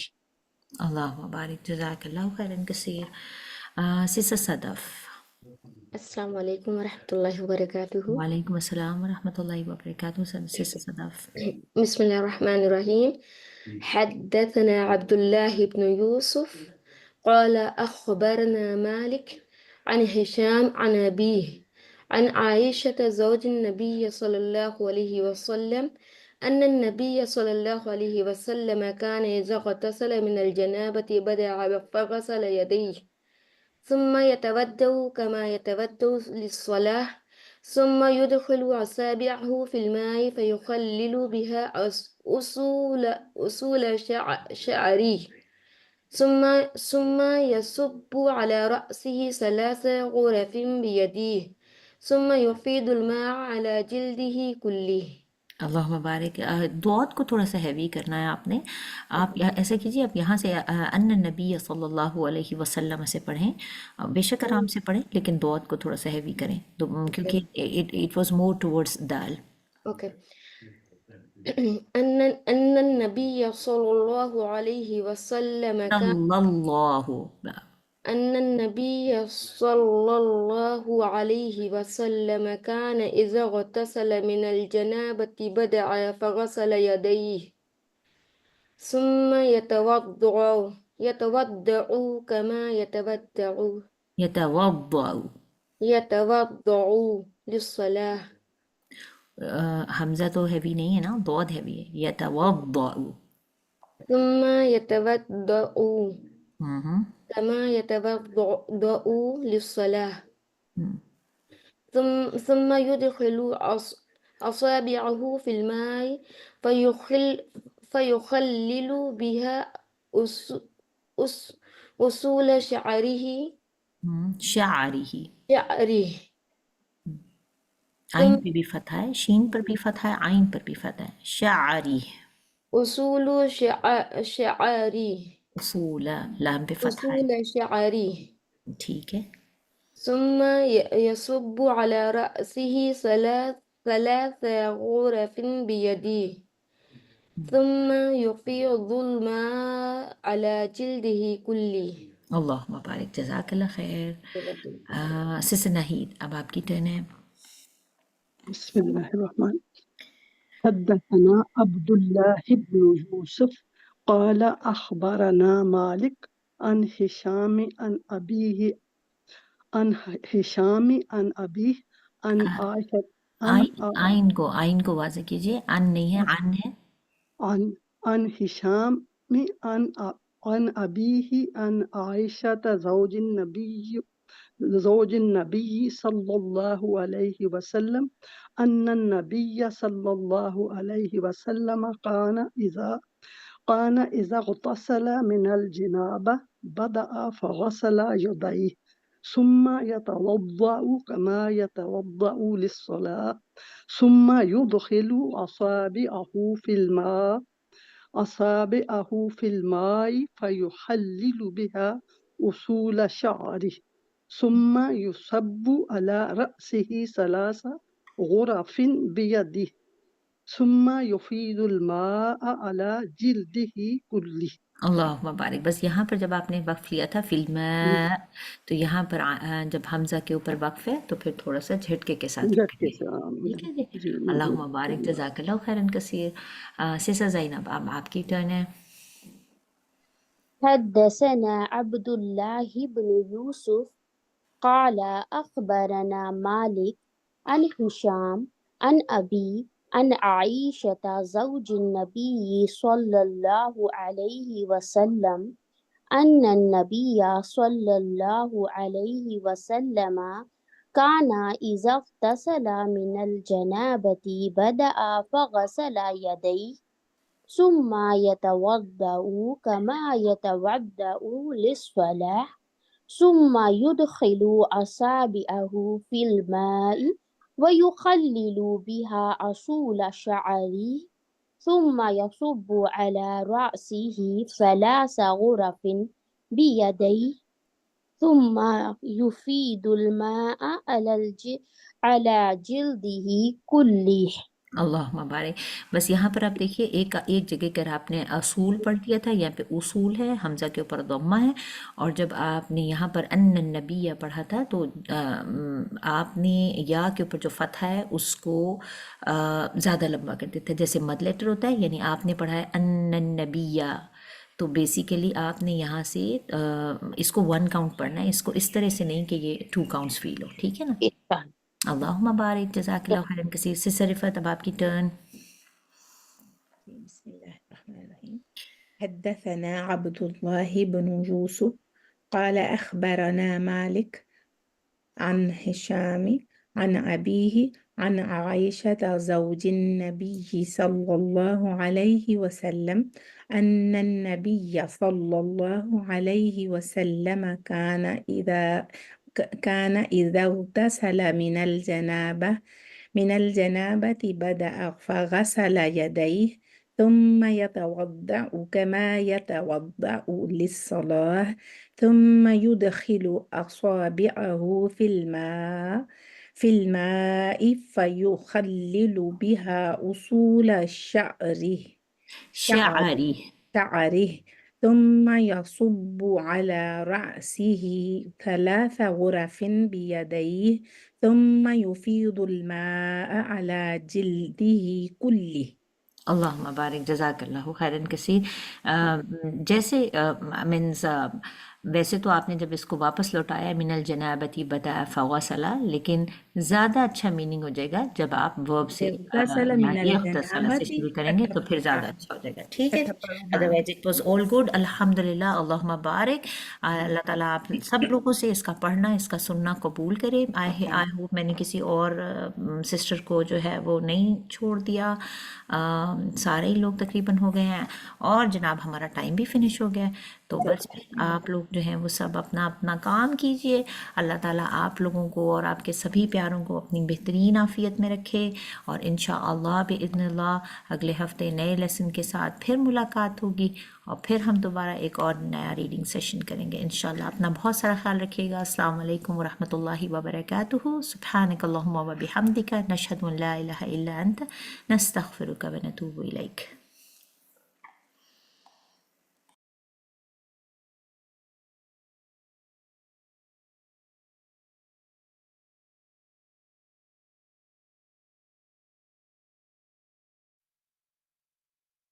مصطفى منبع للصفا سيد الأنبياء مشعل في الوفاء كان في عطفه ليتامى دفاع مصطفى مصطفى منبع للصفا سيد الأنبياء مشعل في الوفاء كان في عطفه لليتامى دفاع حن قلبي له فاض شوقا إليه ليس أرجو سوى شربة من يديه الصلاة عليه والسلام عليه للسماء ارتقى فأتى بالنقاء وغدا وجهه نيرا مشرقا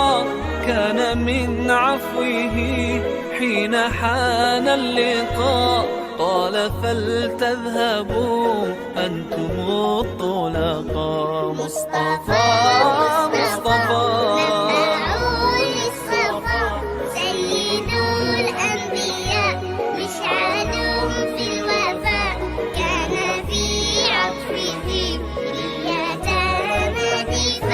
حن قلبي له فاض شوقا إليه ليس أرجو سوى شربة من يديه الصلاة عليه والسلام عليه كان في هديه منهجا وسطا كان تسعده بسمة البسطاء سيد في الكرم قمة في العطاء